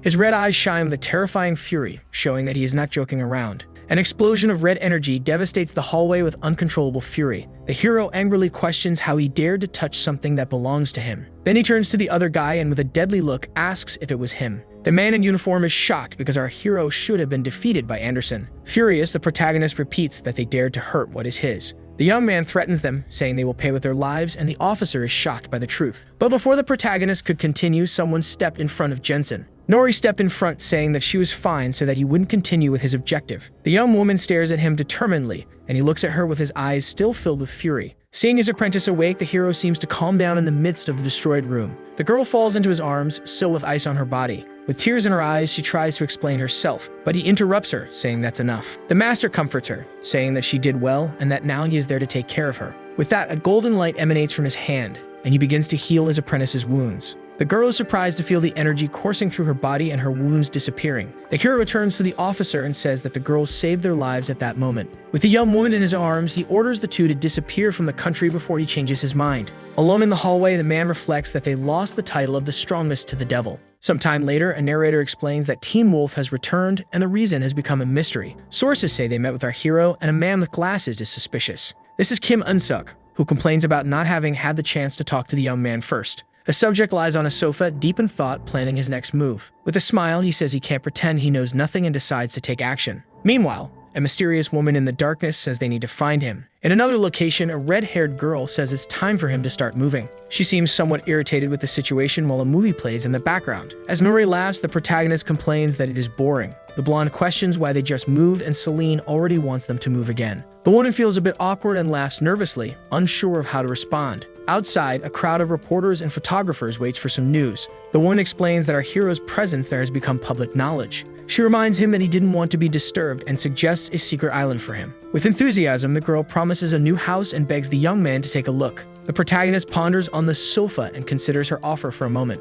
In that, the blonde girl gets super excited about the idea and her master looks surprised. The apprentice says she has always dreamed of living on an island while he asks if that interests her. Seeing that she has said too much, the young girl apologizes. The redhead panics, thinking she's offended the hero and that she won't leave there alive. But the young man accepts the proposal, leaving the woman completely shocked by his response. Then the protagonist stands up and tells them to go move to the new place. Moments later, they arrive at a paradise island with a huge mansion on top. The trio stands on the beach, observing the island that will be their new home from now on. The apprentice is amazed and says that the island where they will live is very beautiful. The red-haired woman explains that they bought the place and built a secluded resort. She concludes by saying that the place has everything and that all of it is for our hero.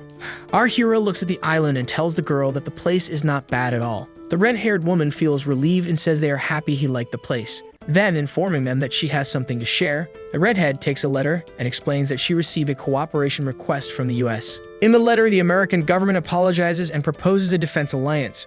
She explains that if a very strong enemy appears, the two countries can help each other. Moreover, if the young man accepts a mission from them, all costs will be covered. The details would be worked out later, but the final decision is entirely up to our hero. The protagonist thinks he doesn't care about the US, but the apprentice still seems irritated. He then thinks that an enemy like Anderson could be interesting to defeat. With a smile, the young man says it would be fun and agrees to the alliance proposal. The woman looks confused, and the hero confirms that he accepts the cooperation agreement. Relieved, the redhead thanks him for his cooperation and seems much calmer. Next, she suggests creating a new team of Awaken with him as the leader. The two talk in the background while Nori just listen in surprise. The young man thinks that if they compete against each other, his apprentice's power will grow. He then agrees to form the team, but says he will choose the members himself. The woman gets excited and says she has a boat ready to take them to the island. The apprentice says it is a dream coming true, and the young man says he can hardly wait. The young girl complains that they could have built a bridge to walk over, but the protagonist responds that it is not necessary, leaving the girl confused. In a swift motion, the master picks her up and jumps toward the island.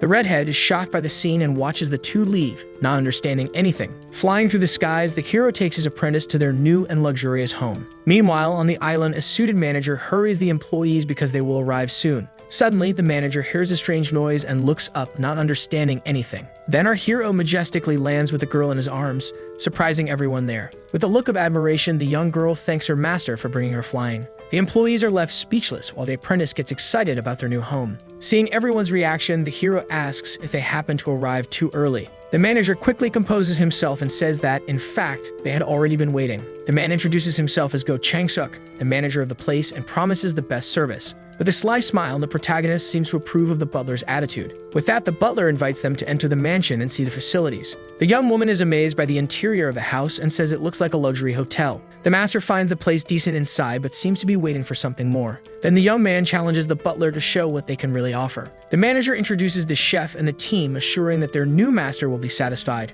And so the dude enjoys a banquet and even has fun with some video games. The apprentice has fun on the beach playing ball with one of the mansion's staff. Meanwhile, the hero relaxes on a lounge chair and the butler asks if he is satisfied. Looking at his phone, the young man admits that life there is not bad at all. On the screen of the device, he sees a message notification come in. With a smile, he thinks that things are going to get fun from now on. Suddenly, a helicopter approaches the island and begins to land on the lawn. With that, the hero and his young apprentice look up to see who has arrived. From the helicopter descends a man in a suit who says it has been a long time. He thanks the young man for accepting the offer, and the girl greets him politely. Then the man says he would like to introduce someone to the duo. A woman appears, and he introduces her as Lee Yujin, the newest Class A awakened. The newcomer looks at the dark-haired man and wonders if he is really the man from the rumors. She watches him drink something and thinks if that is the famous Class S awakened. The girl is clearly disappointed with what she sees and wonders what that is. In her thoughts, she calls him a bum and questions the presence of the girl by his side. The young woman then reprimands the newcomer, saying it is rude not to greet.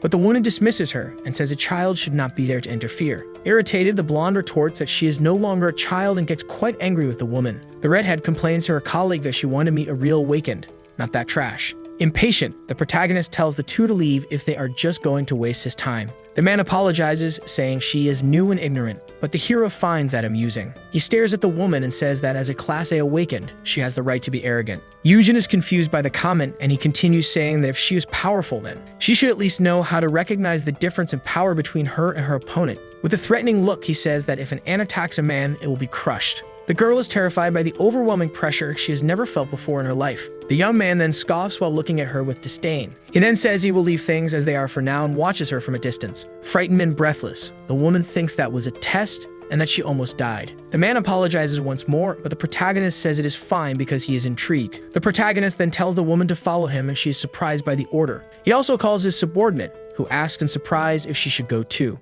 Outside, the master tells the two that he wants to see what they are capable of. The blonde brandishes her weapons and complains that she doesn't like being treated like a child. Confidently, she says she is strong enough to fight alongside her master. The redhead responds with a smile and tells the girl to be careful as well. The young man says they will have to fight with everything to see who is the strongest there. Then the woman releases a red aura and agrees to fight with all her strength. In that moment, the Class A Awakened activates her ability to copy and harness powers. Seeing the scene, the hero smiles and thinks that the two will indeed give their best. The redhead prepares for battle, saying she will use her transformation abilities. The apprentice stares wide-eyed, unable to believe what is happening there. In the midst of dark smoke, a demonic silhouette begins to rise from the ground. Watching from a distance, the redhead's colleague admits he has never seen this ability of hers before. Then the woman reveals her final form, transforming into a red draconic monster. With a smirk, a protagonist analyzes and understands what the Awakened's power is. He sees her stats and realizes that the girl's attributes are nothing special. The dark-haired man reflects that this metamorphosis ability is different for each individual.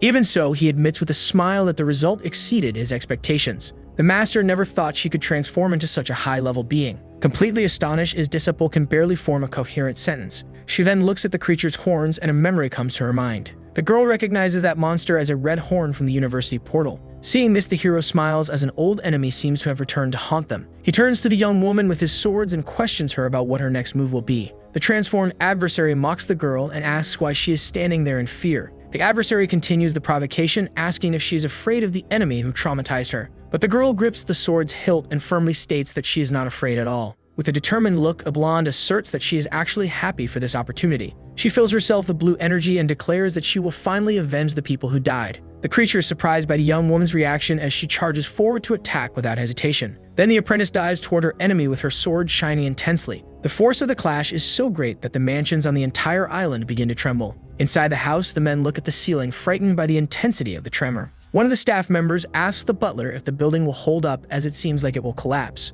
Calmly, the manager says that the construction can withstand it and that they better get used to it. He adds that this kind of thing will happen quite frequently there. The transformed woman is shocked by the strength and speed of her small opponent. She then creates an energy sphere and confidently claims that she can stop the attack. Using the enemy's power, the redhead fires a red blast toward the blonde. The disciple, however, manages to agilely dodge the blow, keeping her focus on the fight. Then the apprentice uses the momentum to spin in the air and attack with her two swords. But the creature dodges and lands a spinning kick on the blonde girl. The impact is so strong that the girl is thrown to the ground with force. Without giving her time to recover, the redhead flies at full speed toward the young woman. The two then exchange a series of rapid blows in a festival of lights and sparks. Next, the woman concentrates a new red power sphere in her hand to attack. She fires an energy blast at her opponent, sending her flying into the air. Nori screams in pain when she is hit and injured. The creature warns the blonde to be more careful next time while preparing another sphere. Without wasting time, the redhead launches an even more powerful attack against her rival. Watching everything, Summo is impressed and says that she used the same skill.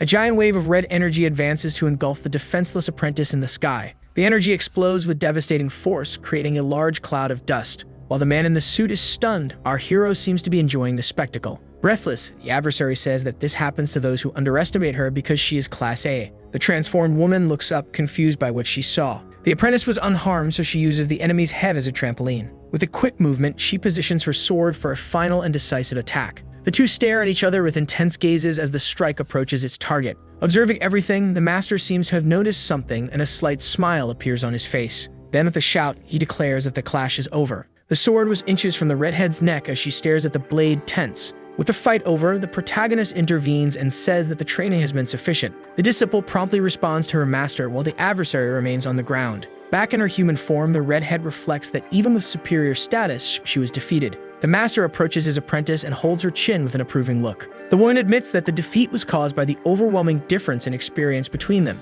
She then thinks that with him, she can become stronger and catches the young man's attention. But the hero declines the request before she even speaks, leaving the girl in shock. He pats his disciple's head and says that the redhead is like a baby taking its first steps. He continues by saying that he has no desire to train her, leaving the woman disappointed. But the young man admits that she would be a good opponent, and that if she wants, he will give her a chance. The girl is completely surprised by the proposal and can hardly believe what she heard. The protagonist then turns to the other man and asks if he hasn't felt the danger already. The suited man is confused and asks what he was supposed to have felt. With that, the man's cell phone rings and he answers the call with a serious expression. On the other end of the line, a desperate voice warns that the city of Osaka has been destroyed. In the sky, we see several planes heading towards the disaster site at high speed. Inside one of them, our hero and his companions are seated in a private jet. The disciple then asks her master if it wouldn't be faster for him to fly alone. The young man retorts by asking if the blonde runs instead of using a car where she goes out. The other woman questions why he isn't nervous since they are risking their lives. At that moment, the man in the suit stands up with a tablet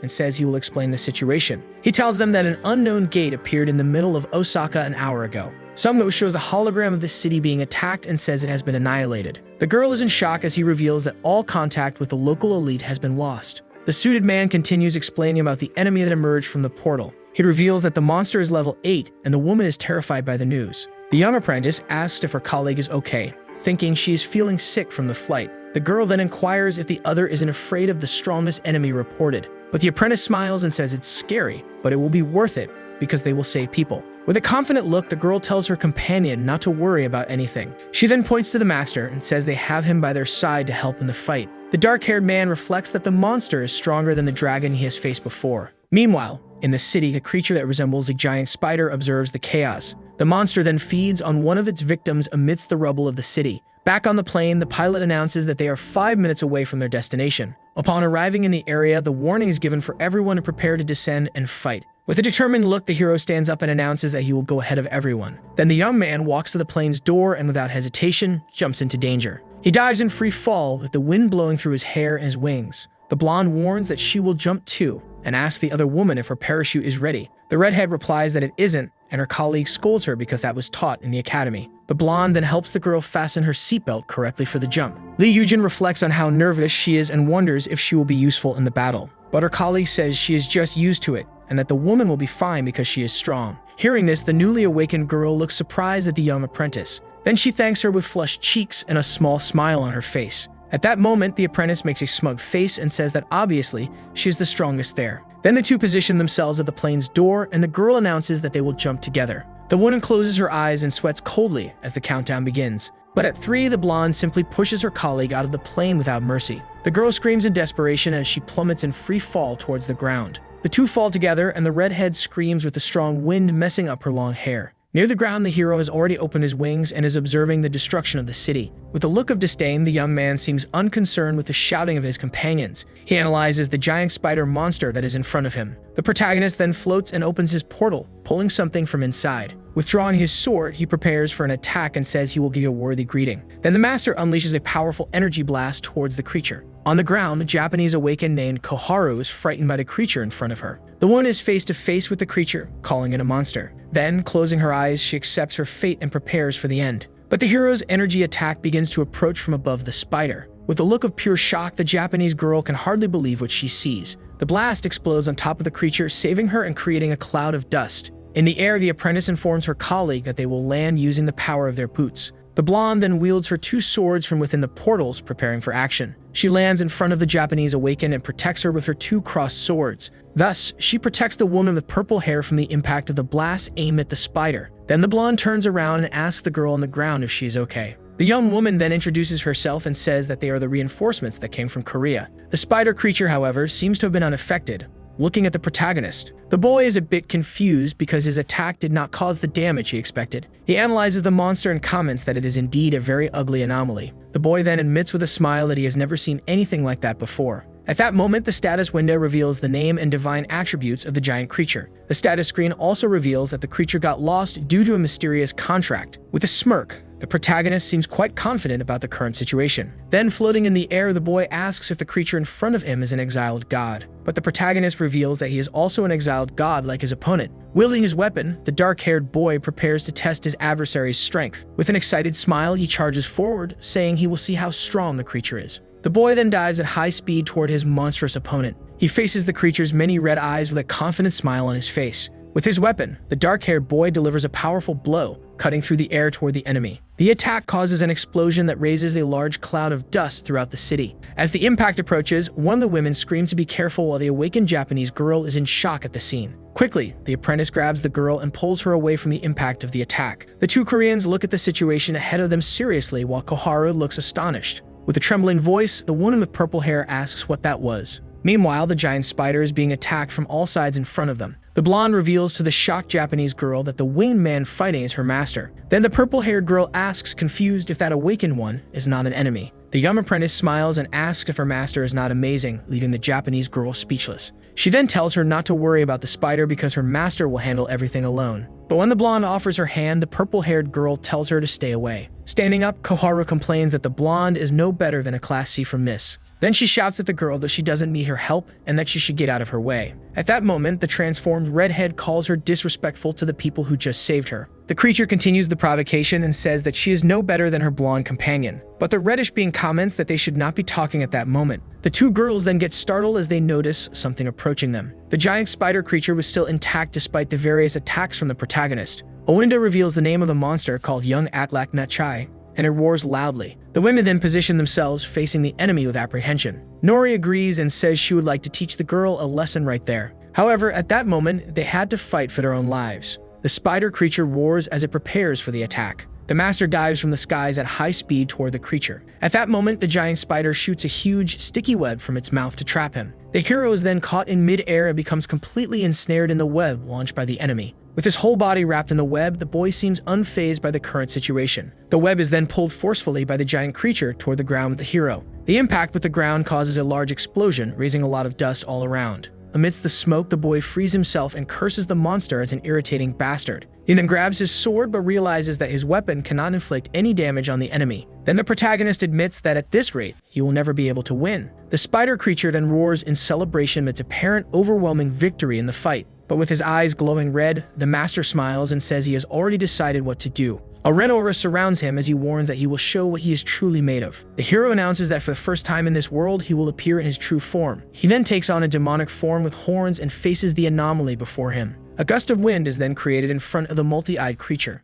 Both the blonde and the transformed redhead look surprised at the scene. Holding one of his opponent's legs, the demon lord challenges him. If the spider was truly a god, he would fight the demon and survive. With his sharp claws, the anomaly attempts to land a fatal blow on the protagonist. The protagonist then reveals his red demonic wings and prepares to counterattack. He makes a strong push against the ground, breaking the asphalt beneath him. Then striking the creature's chin violently, he sends it flying backward. The creature then falls to the ground, turned upside down. It looks up and shoots its webs in the direction of the protagonist, but the master is faster and dodges the webs flying toward his enemy. With a smile, he says he will test if the monster can withstand his powerful punches. Then a sequence of rapid blows hits the enemy's body squarely. Seeing that his punches had no effect, he observed the spider for a moment. He then admits with a smile that his opponent's resilience is truly impeccable. But the young man questions whether those eyes are strong enough to withstand his attacks. Then with determination, he lands a powerful punch on the eye of the spider god, releasing energy from there. The spider creature lets out a shrill and deafening scream. The women, upon hearing the power of the scream, covered their ears with their hands. Floating in the air, the protagonist observes the result of his total display of power.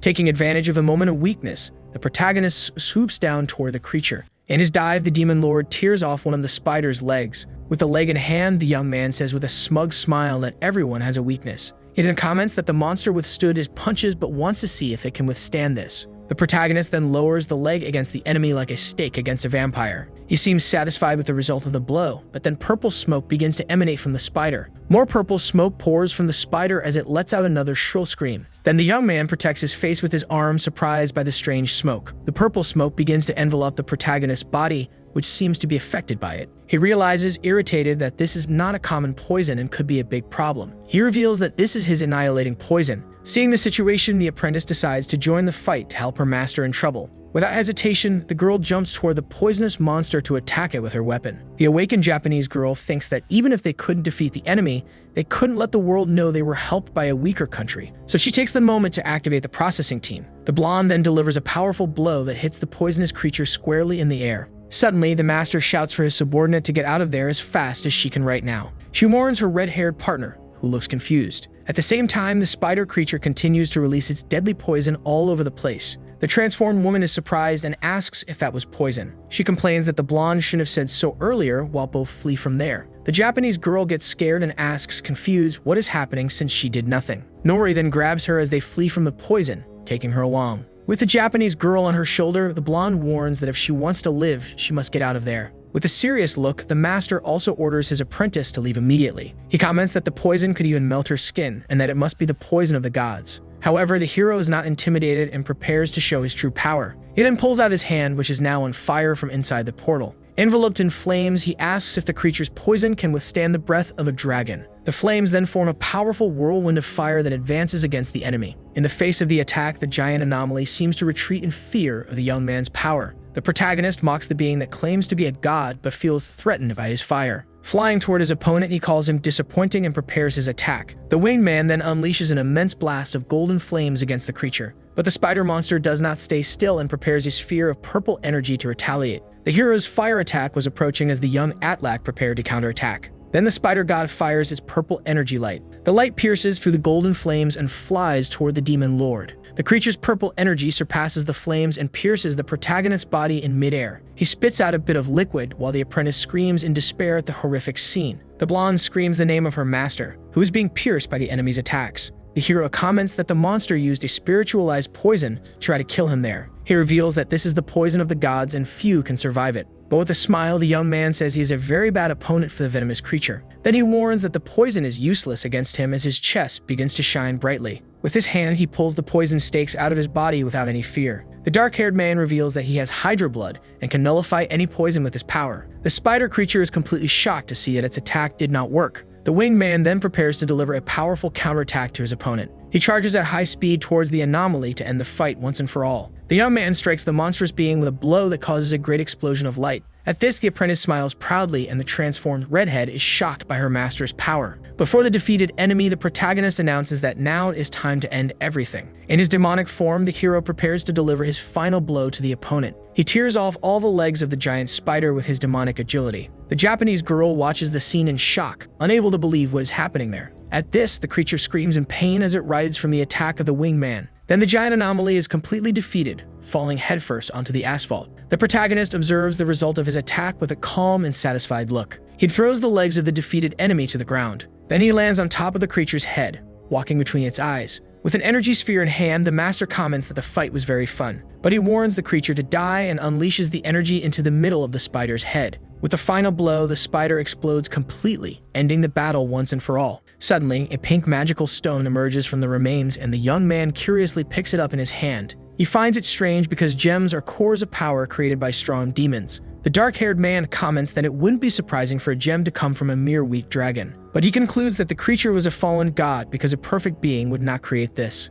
The hero deduces that the creature's state is due to a contract with someone very powerful. He understands that this cannot be taken lightly, while his subordinate looks seriously at something. The blonde and her colleague have been surrounded by awakened Japanese. The pink-haired girl explains that Japan's reputation will suffer if they know that a weak country helped them. With a sinister smile, the Japanese girl declares that is why the blonde and her colleague need to die right now. The transformed woman gets angry and remembers that they were singing a different song when they were being attacked. Nori then asks if they are really going to betray them after saving their lives. Kaharu smiles and says that it is not betrayal because they were never on the same side. At this, the apprentice becomes indignant and says that they came to protect and now want to kill her. The antagonist screams that she is an awakened one from Japan and is just protecting her reputation. Then she warns that they should not have interfered, and that is why they now need to disappear. They aim their purple light spears at the duo of heroines. The pink-haired woman asserts that without the awakened Class S, they can handle both of them. But suddenly, the protagonist appears, landing firmly in front of the duo, the impact of his landing throwing debris at the others. The Japanese team is surprised, shielding their faces from the impact. The antagonist is frightened, not understanding what the hell just happened when she saw what it was. The hero then calmly asks what is happening in this whole situation. He warns that he will resolve this quickly because he is very offended by their attitude. The Japanese girl becomes irritated and thinks that if the hero took any longer, they would have won the fight. Yujin explains the situation and says it is simple because they saved the lives of those men. But now that they are embarrassed by the situation, they want to eliminate them because of it. With shining eyes, the young man asks how they dare to hurt his people and commands them to stop. The Japanese team suddenly begins to be pushed to the ground by an invisible force. They wonder what kind of power that is as their bodies cannot move. One of the men feels as if an invisible hand is crushing him against the ground. One of them says that the S-class is beyond them, but the pink-haired woman tells him to shut up. The girl warns that reinforcements are on the way and that even the hero won't be able to handle all of them. She adds that the best awakened from Japan will arrive at any moment to fight. The antagonist then shouts for her team to keep fighting so they can buy more time. The man says he was going to let it slide because he respects others' dignity, but they insist. With a dark aura, he threatens to erase them from existence so that no one knows they were there. Meanwhile, the apprentice runs worriedly towards her master, stopping in front of him to prevent him. The young woman then asks him not to do that, as it is unnecessary to reach that point. The apprentice tells the Japanese girl that even though she was betrayed, her will to save people hasn't changed. She then proposes a one-on-one agreement to resolve the situation between them right there. The blonde explains that if they win, they will leave, but if they lose, they will remain silent about everything. She asserts that in any case, she will handle this alone without her master's help. She explains that if he gets involved, many people will end up getting hurt. At this, the draconic creature questions why they should care so much about them. With a pleading look, the young woman asks her master to allow the duel to happen. The man finds the girl's courage interesting and decides to let her fight alone. He promises in the name of the Demon King that he will not interfere in the outcome of the confrontation. The pink-haired woman gets irritated, but her companion says that this is an opportunity. The young man explains that they can use the duel to buy time and asks her to trust him. Then the swordsman advances and says he will not be intimidated by the awakened Korean there. The Japanese warrior faces the apprentice while the others watch the beginning of the combat.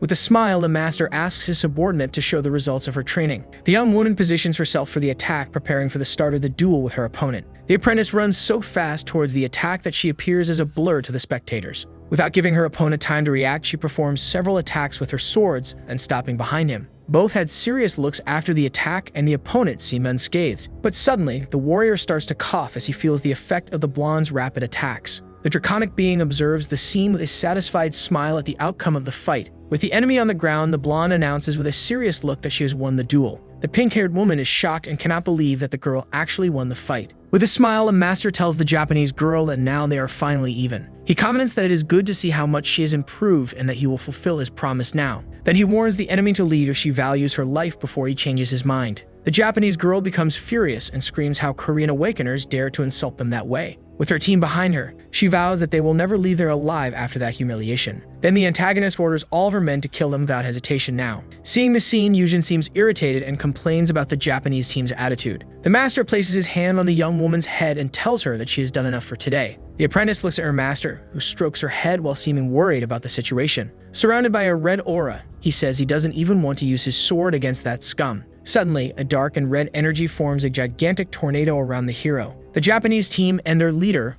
are completely shocked and frightened by the immense power. The massive whirlwind of energy then advances and sucks in all the members of the enemy team. The dark energy completely envelops the enemies who are caught in a huge tornado. In this, all the power concentrates into a small red sphere in the protagonist's hand. He absorbs the red sphere, closing his hand while looking around. Then he observes the scene of destruction he caused, saying that everything is clean. The master says there is nothing more to see there and tells his team that they can go home. The young woman then calls for her mentor, while the draconic creature watches them from afar. The draconic being thinks that the hero managed to do all that alone without any help. As the man walks away, she thinks that it's a good thing she is on the same side as him in this. On TV, a news report shows the results of the level 8 enemy attack in Osaka. The news informs that many Japanese awakeners disappeared during the fight. In a press conference, the Japanese government thanks South Korea for their help during the battle. Back in a calmer place, an older man approaches and asks for permission from the group. The gentleman hands over a box and says it is a message from Mr. Seo directly from Japan. The box is placed on the table in front of them as they watch.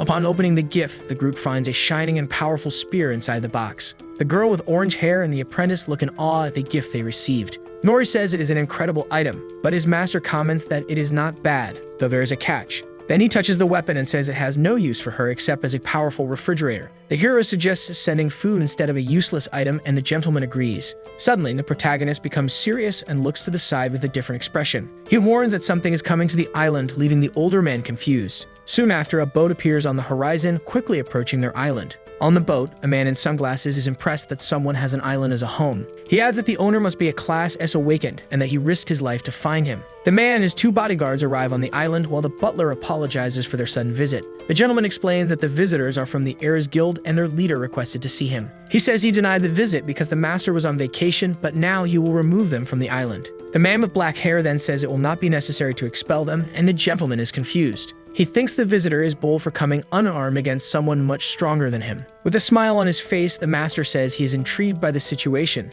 and the young woman observes him. The master then decides to prepare to welcome his unexpected new guests. The guild visitors are shocked and wonder if this is the castle of a demon. Their leader feels that the hero is not a normal Class S and becomes very afraid. With a dark aura, he asks if the man is the representative who came to seek him. Smiling sinisterly, he invites the man to state the purpose of his visit. Then they sit in a living room to start the conversation with the visitors. At that moment, the white-haired gentleman serves a cold chocolate drink to his master. The man drinks while thinking that a Class S with a demonic aura likes cold chocolate. Taegyam tells him to just say what he wants because he hates wasting time on nonsense. Then the guild leader chokes on his drink and becomes even more frightened by the pressure. With that, the man stands up and bows to the ground, begging him to accept the invitation. But without a second thought, the master completely refuses the visitor's request.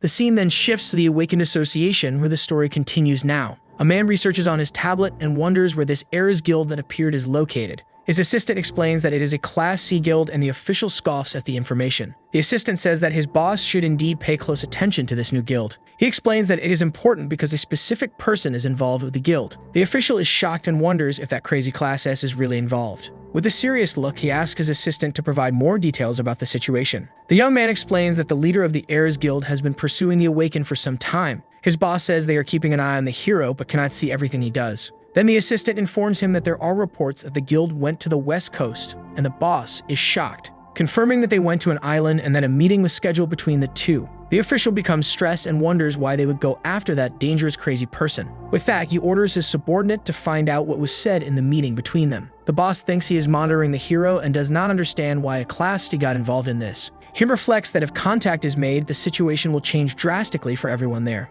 Worried, he concludes that they have no choice but to do something. Then the official picks up the phone and makes a call to a man named Mr. Chen. With a serious look, he warns the man on the line that he has some business to resolve. The official talks about the offer he previously declined and that he will reconsider if the man accepts the job. On the other end of the line, the man is interested in the proposal and asks to hear more details. Back on the island, a man with glasses is still kneeling on the ground begging Taehyung. The visitor desperately asks why he refuses to join his guild. With a cold look, the protagonist replies that the answer is simple: he is useless to him. The hero adds that his worth is the same as a stone he crushes on the ground. Then he says that even so, the visitor had the audacity to risk his life in his territory. With that, the master tells him to leave because he hates wasting time on worthless things. But the guild leader refuses and says he cannot go home empty-handed. He recalls that he felt from the beginning that he needed that awakened one on his team. He knew that if he couldn't get him, his guild would have no future, so he shouts at the young man that it isn't true. Then he argues that even if they are useless to the master, they also fought to the death. He suggests that they could be useful as support or control while the young blonde observes.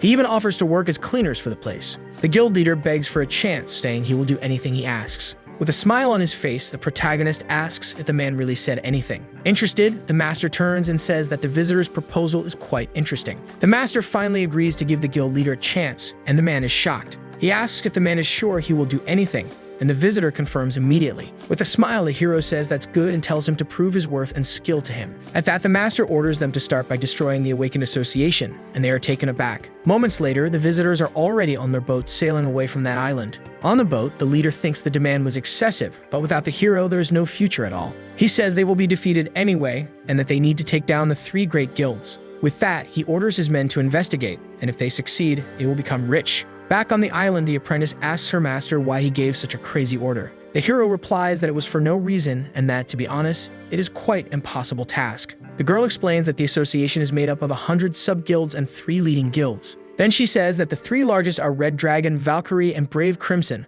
while Yujin listens in silence. The master says he knows and does not expect them to complete the task, and the young woman is confused. He explains that if they manage to accomplish an impossible task, then they will be very useful. With a wicked smile, he says that this is not his purpose and that their usefulness is another. The apprentice is shocked to learn that they will create a reason to attack the association. With a look of hatred, the master wonders if she thinks he has forgotten his past. He vows to erase from existence each one who helped take the life of his beloved grandmother. With that, he says they will be the spark for his revenge, and the young woman is terrified. The other companion thinks they deserve what is coming and that they will not have a quick end. The scene then shifts to a commercial building in the middle of a busy street in the city. Inside a room, the leader of the Heirs Guild is confronted by a mysterious woman. The leader of Valkyrie says she heard he has been researching the 3 great guilds. The man becomes nervous, and in his thoughts, he argues with his men for being idiots. She warns him not to even think about denying it, as they have already discovered evidence of his schemes. The woman comments that she found it interesting that he started acting behind the backs of the stronger ones. She adds that all of this began right after the visit to the S-Class Awakened One on the island.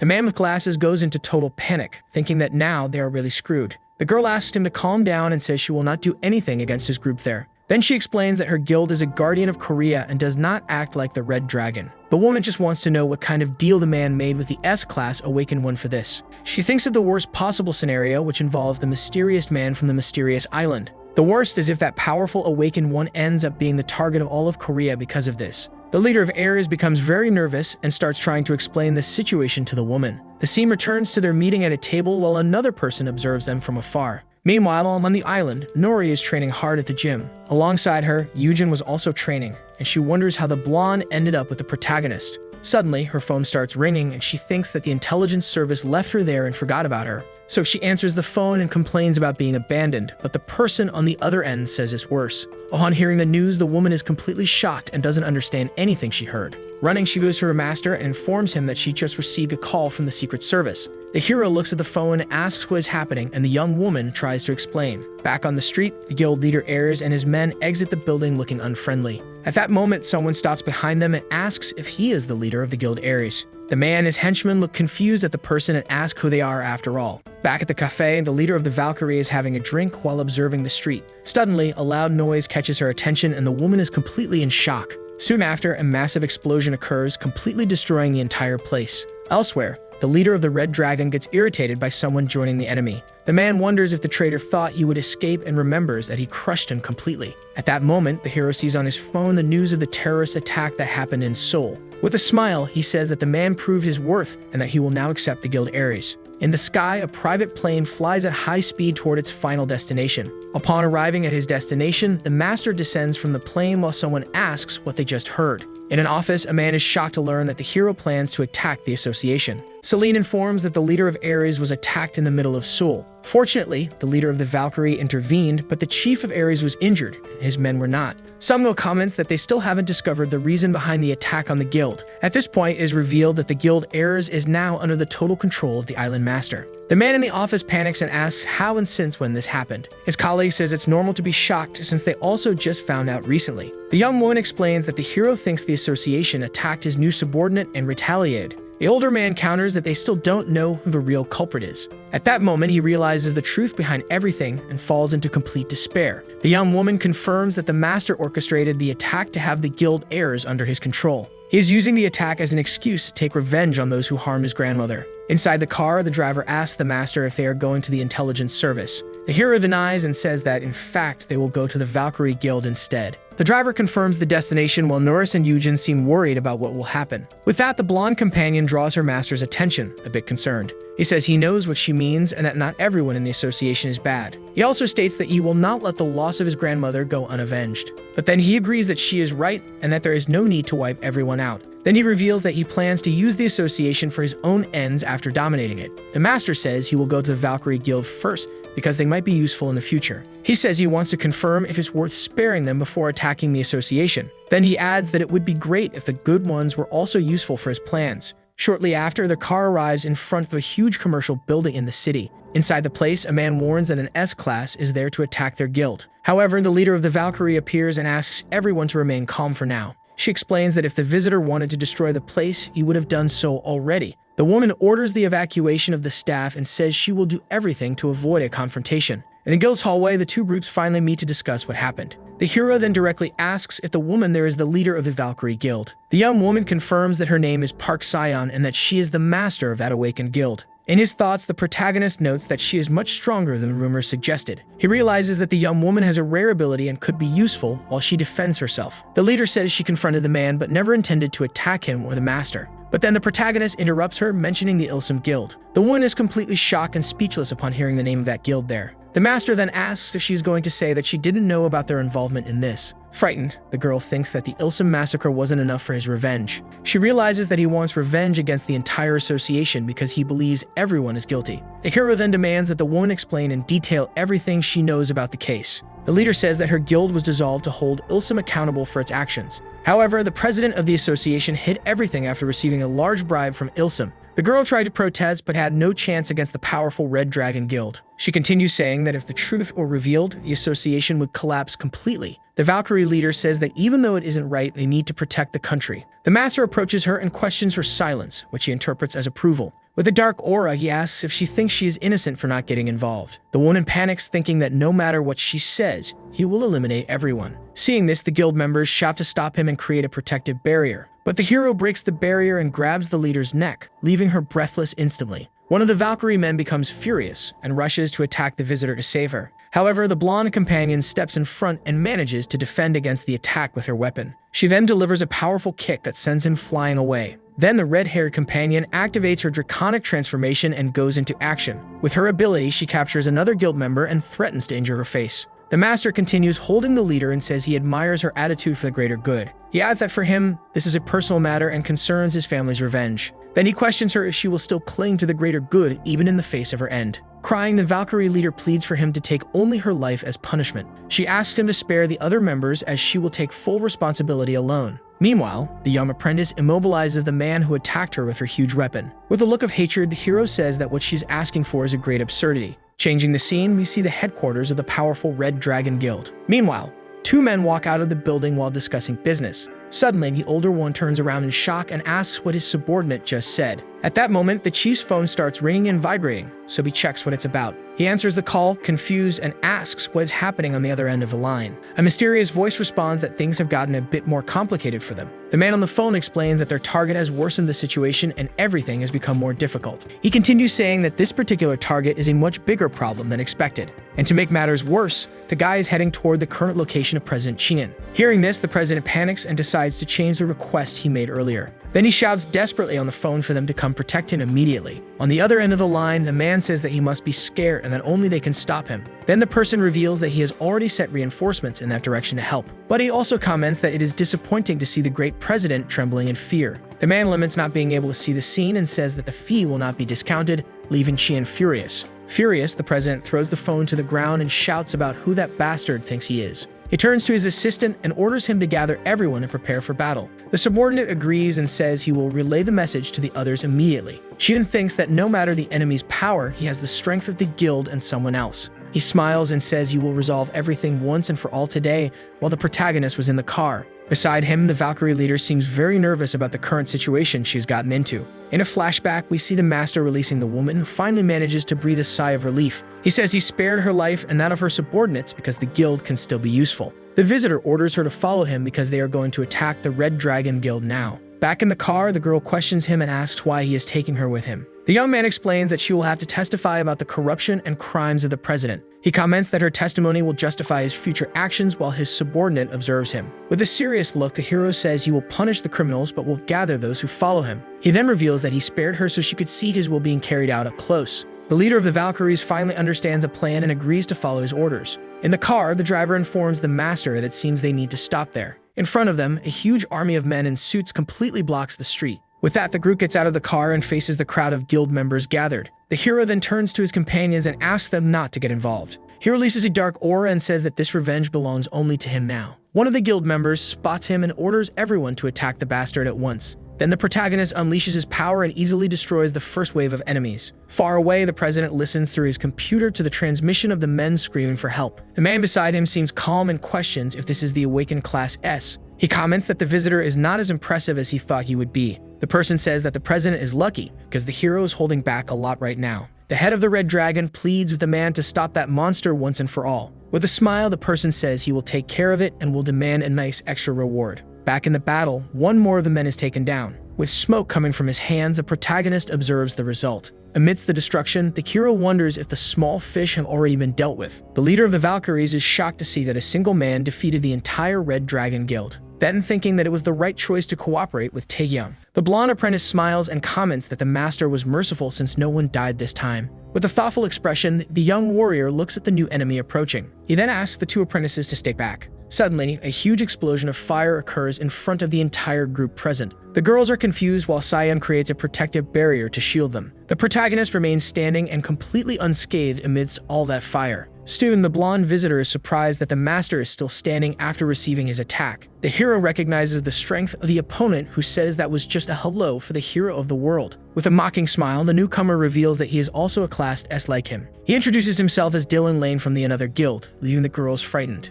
The man with orange hair stares at the master and says that his time of death has finally come. Shocked, the oldest of the girls repeats the name of the mysterious criminal organization. Beside her, the blonde apprentice is paralyzed and can barely finish the sentence she was going to say. The two have blank expressions and wonder what this another is all about. But the leader of the Valkyries seems to understand the gravity of the situation they are in. She remembers that most awakened individuals use their powers to protect everyone. However, there is a criminal group that uses their powers for evil called Another. In a flashback, the woman remembers asking Director Chun about this group. The man denied everything at the time, but she continued to suspect the old man. Back in the present, the man with orange hair smiles confidently at the master. The leader of the Valkyries then realizes that Director Chun was working with them. The old man shouts that the hero is not the only Class S and that now the young man will pay. Meanwhile, the adversary is surprised by the lack of reaction from our protagonist. Dylan gets irritated and complains that the master did not react dramatically to his arrival. With a bored look, a hero replies that he already knows who the blonde adversary is. He then analyzes the enemy's stats and realizes that he has nothing special.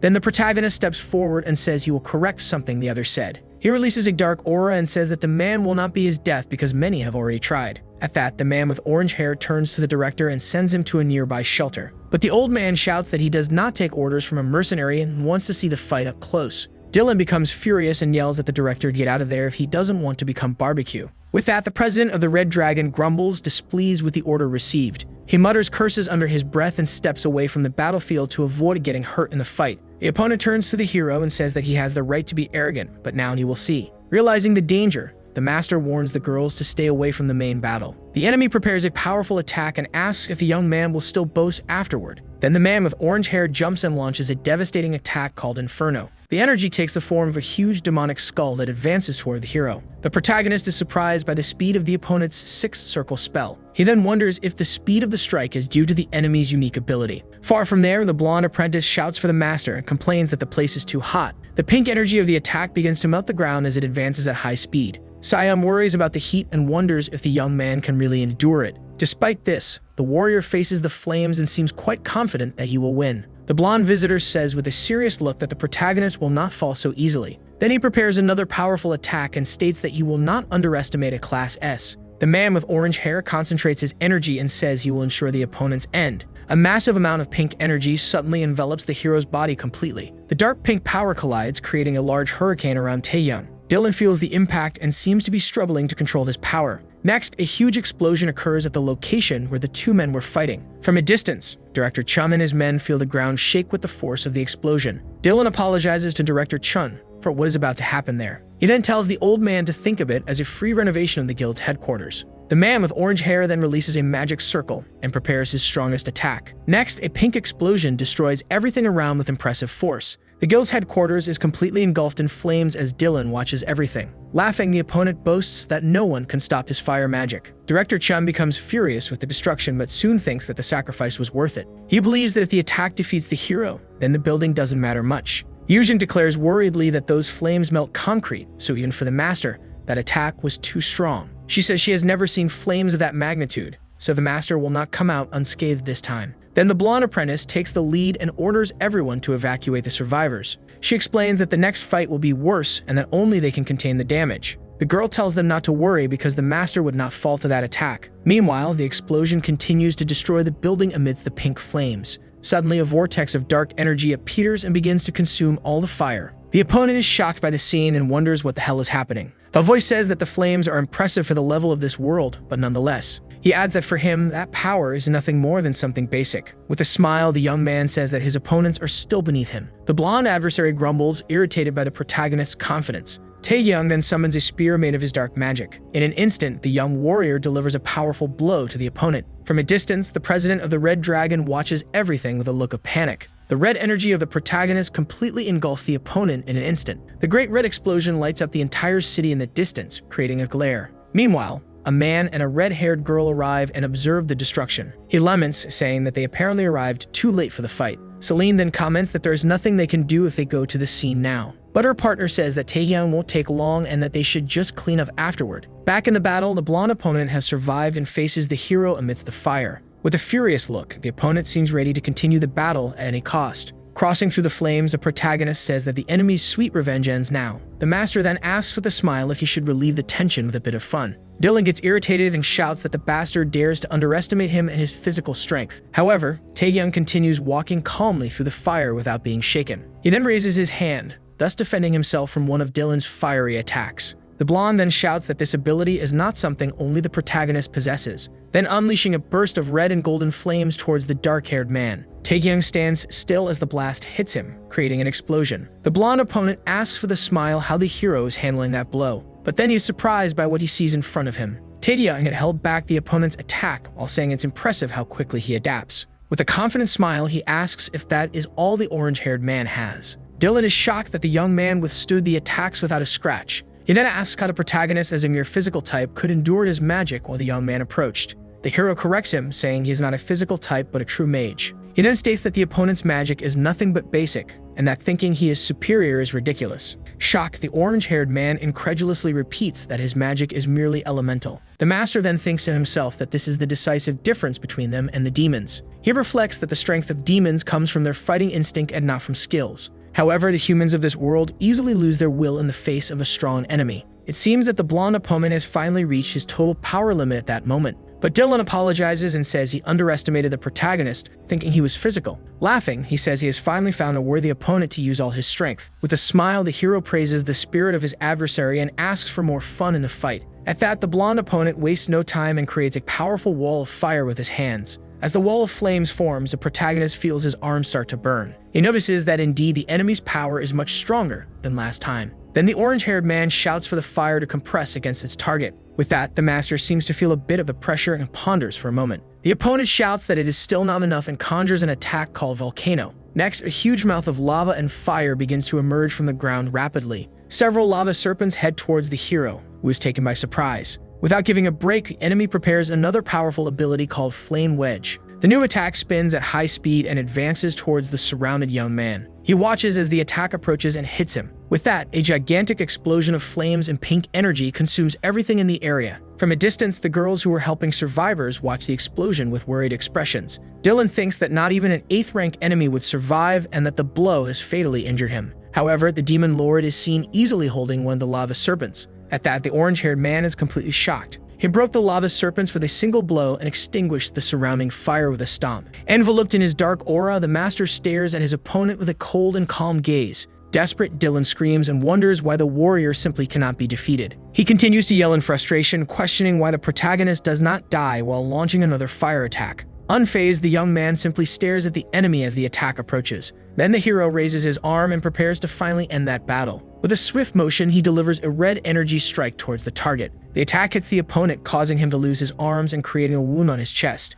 Dylan is left confused about what happened when Taeyang steps on his chest. He forces the young blonde down hard onto the ground while standing over him victoriously. The blonde opponent coughs violently on the ground and appears quite injured from the blow. With a cold look, the hero stares at the enemy without showing a hint of remorse. He continues to step on the young man's chest, demonstrating all his superiority in the fight. At that, the orange-haired man begins to sob in fear and despair on the ground. With a smile, the master asks if perhaps the opponent has lost both his arms. Then he tells the young man to use magic to create new limbs and continue to entertain him. Desperate, the enemy tries to say something that piques the warrior's curiosity. The protagonist then realizes that the opponent has finally reached his total limit. He says the fight was fun, and as a reward, he will finish him off with magic. The blonde man pleads for his life and offers money or to become his loyal subordinate. He even offers information about his organization while the girls watch from afar. But the hero says that unfortunately, he cannot use magic in this world to his misfortune. Then he quotes a saying about advanced power being indistinguishable from magic. Then he delivers the final blow to the enemy, causing them to explode while the Valkyrie leader averts her gaze from the action. The warrior then stands still with bloodied arms after the final act.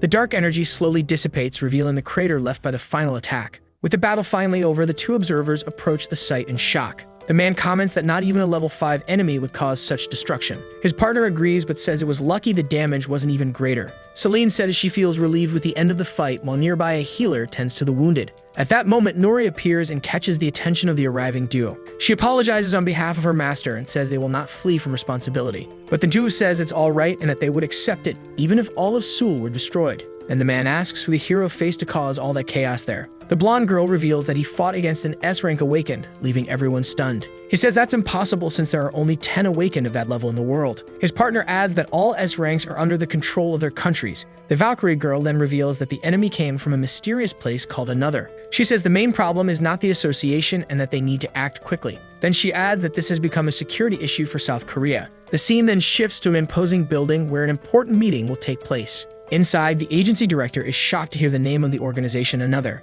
Sion says she believes the older man already knows about the mysterious group. She says the situation has worsened and that hiding the truth will not solve anything anymore. The director reveals that only high-ranking officials knew of the existence of this secret group. It is shown that Another has already been seen in Japan, China, and several other places. He explains that it is a terrorist organization, which is why they decided to keep everything confidential. The protagonist thinks this decision is foolish, comparing it to a bird hiding its head in the sand thinking it is concealed. But the girl says that due to the incident, they can no longer hide the truth from the public. She says soon everyone in South Korea will know about the threat and the clash between Taehyung and the other S-rank awakened. With the association disbanded, she proposes the creation of a new center for the awakened. The plan is to blame the former president and say that the hero was sent to prevent the worst. Thus, the security agency and the young man will become the new focal point for everyone. Meanwhile, a holographic meeting is taking place with leaders from various parts of the world. A woman with red hair then coldly announces that Dylan is dead. One of the leaders mocks, saying that the crazy guy finally died and that he won a bet.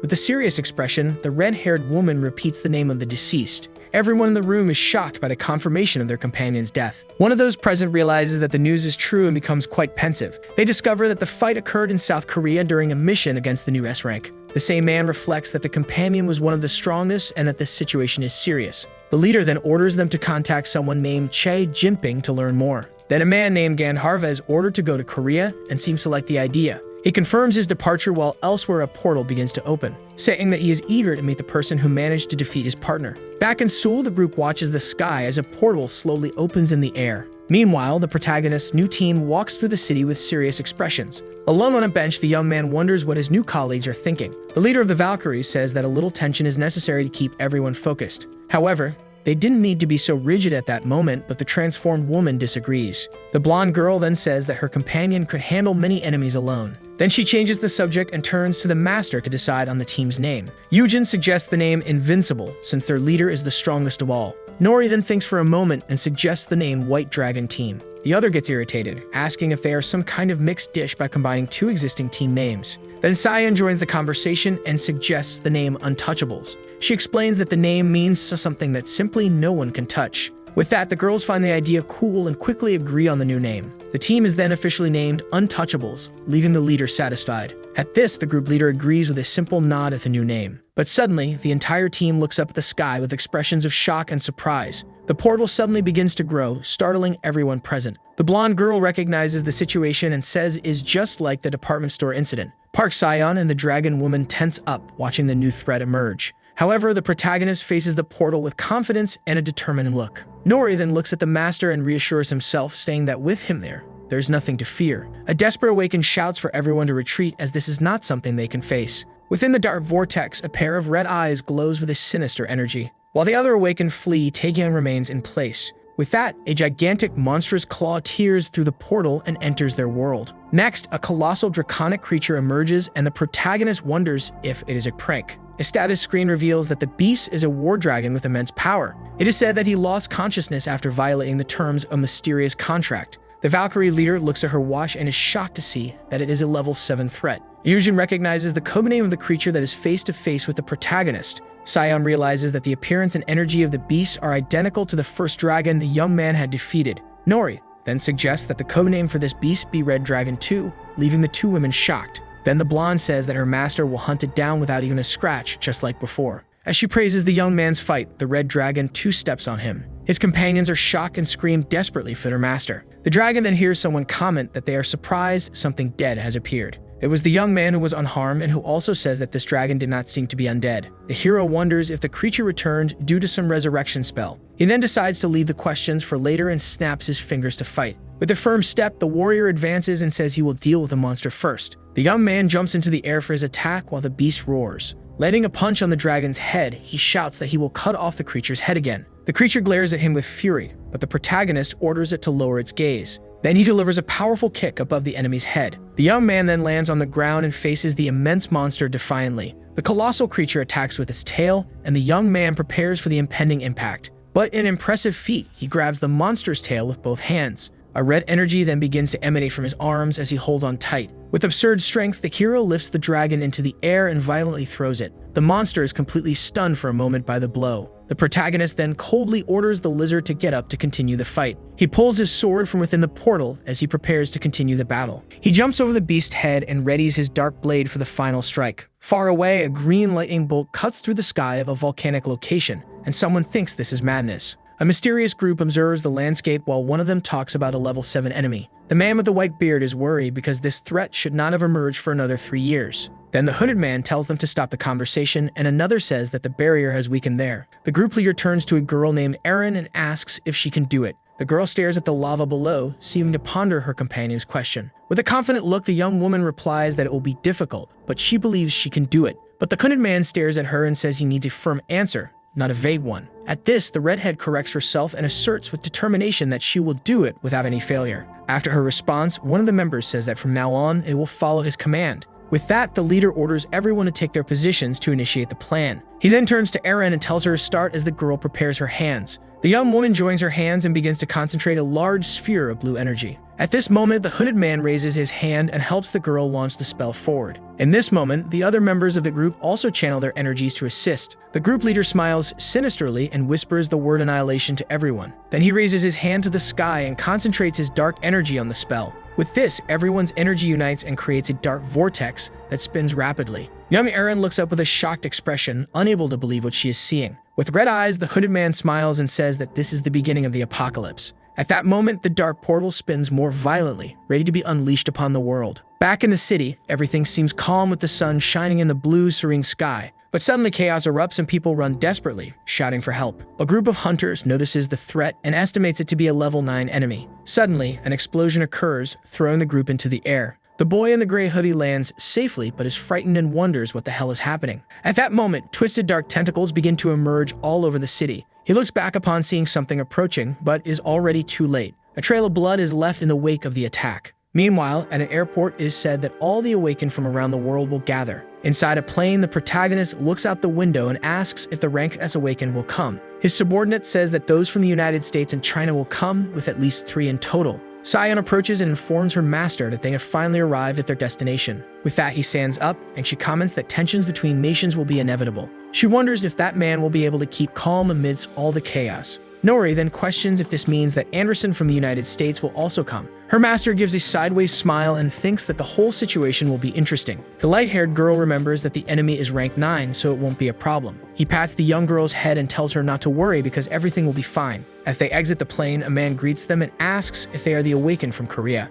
Once inside a car, the driver says he will explain the whole situation to the group. The woman with pink hair finds it strange that a rank B is driving to control information. At that, she wonders if the situation is really that bad as the car leaves the airport. The driver explains that the enemy has alternated between destruction and rest for 10 days. He also informs them that there are already 30 rank B awakened and 12 rank at present. The driver continues the explanation and adds that there are 5 rank S awakened there. He confirms that the United States, Russia, and the United Kingdom have sent support with their strongest. The young blonde girl is confused and asks if there wouldn't only be 4 heroes in total. The guide smiles and replies that the great nations have hidden forces kept for themselves. Then they exit the car and the man explains that the rank B will handle logistics. As they walk, he says that the rank A were chosen for their healing and buffs. At that, the group's master adds that the rank S will naturally lead the attack. Inside a room, someone announces to a man that the Korean awakened have arrived. The man from the beginning was alive and asks if this means 6 rank S, and the other confirms that it does. The subject becomes irritated and says he wanted to keep the rank S secret from China hidden. His companion then questions if they really need so many powerful heroes. With a sinister smile, the hooded man says that maybe it isn't even enough now. The other young man is confused by the response and asks what he means by that. Suddenly, the subject looks shocked and wonders what the hell that is that he sees. A bracelet is shown that can barely contain an injury even though it can heal everything. The injured person explains that the wound was caused only by the energy that leaked from the monster. While the dark sphere is shown, he reveals that he didn't even fight the creature. In the waiting room, Nori comments to her master in surprise. She is shocked to see that Jane, a rank A awakened from England, is also there. The blonde girl gets excited because they say her summoning rivals even the strongest. Soon after, she points to a famous healer known as a saint for his powers. Suddenly, a boy in a black hoodie catches everyone's attention by being there alone. He starts walking toward the protagonist, asking if he is the rank S awakened from Korea. The girl's master simply smiles to the side, finding that very interesting. A screen appears showing that the new guy's name is Lei Feng and that he has undergone surgeries. Lei Feng turns to the other man and asks mockingly if he knows him. Nori steps in front and questions the other guy about who he is. With a serious look, Lei Feng tells her to get out of the way because he wants to talk to the man beside him. Meanwhile, the other awakened ones comment that this is a new rank S hero from China. Gaolin approaches the 2 boys and asks what the problem is with the rookie named Lei Feng. The Chinese man simply clicks his tongue and steps away. The man in the hoodie then turns to the Korean hero and asks if he is the rank S from that country. Go thinks to himself that the young man is a coward, but soon after says goodbye, stating he has more to do. He then comments that the Koreans won't be much help and that they need stronger nations. This irritates the blonde girl and she mutters that they are no match for her master. The Korean hero merely looks back with a calm expression, unfazed by the provocation. At that moment, his gaze shifts to another person in the room and he observes them closely. A screen appears showing that the man's name is Benjamin and he is a rank S sorcerer. But the young woman says that he is a famous healer known to everyone as a great saint. The young man looks confused and a note reveals that he is a servant of someone unknown. The protagonist's system shows another man and he questions what his true identity is. At this point, Benjamin approaches and asks if the Korean hero has any business with him. The girl gets all excited and says that this is the saint from Manchester she mentioned.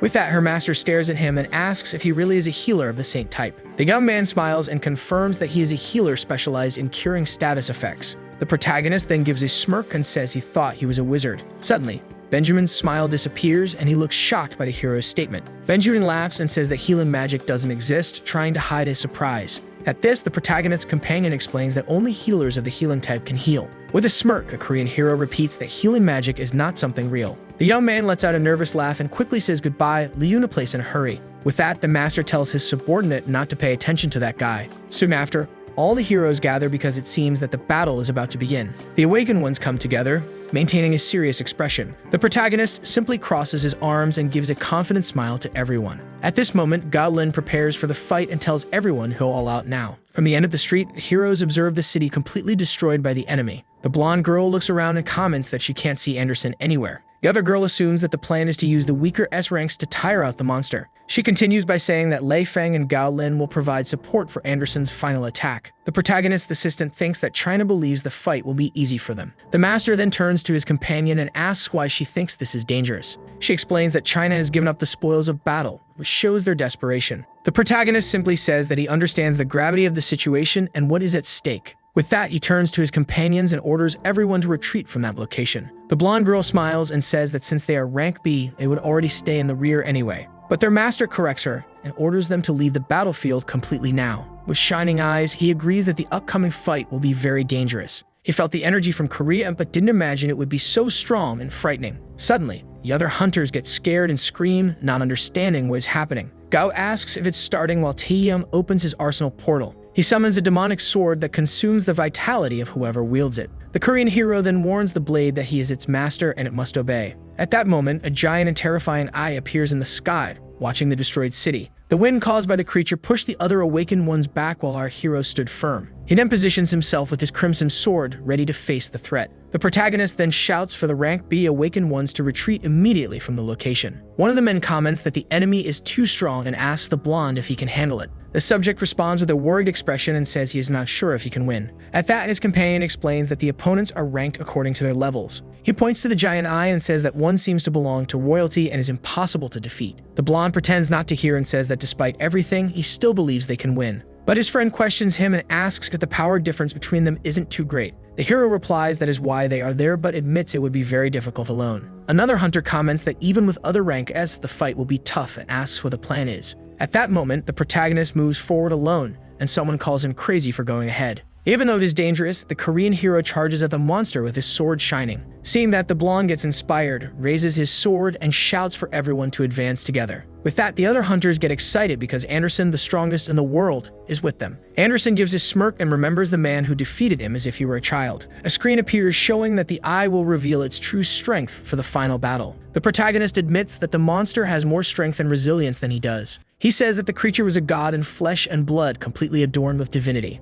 A screen warns him that the divine power of the decadent fragment is dangerous upon contact. With his arm wrapped in red energy, the protagonist prepares to attack the monster. Without hesitation, he leaps into the air and delivers a powerful blow with his crimson blade. He floats in front of the giant eye, while everyone watches. The long-haired boy makes a face and finds the whole situation disgusting. Suddenly, black thorns emerge from the spot where the protagonist's blow landed. A screen reveals the chain of destruction, and the thorns begin to turn into small monsters. The man in the suit lands on the ground and prepares to face the new dark creatures. Then he jumps again and challenges the monsters, saying he will see who will win the fight. In the meantime, the blonde hero is completely surrounded by the newly summoned creatures. With his shining sword, he attacks, but the remnants of the monsters become rank enemies. Realizing the danger, the blonde shouts for all rank S awakens to advance now. With that, the other hunters prepare for battle and shout to hold the line. The protagonist floats in the air while dodging the dark attacks coming his way. He uses his purple aura to retaliate against the enemies that emerge from the giant eye. A hunter complains that the Korean hero messed up the plan and now they are fighting the minions.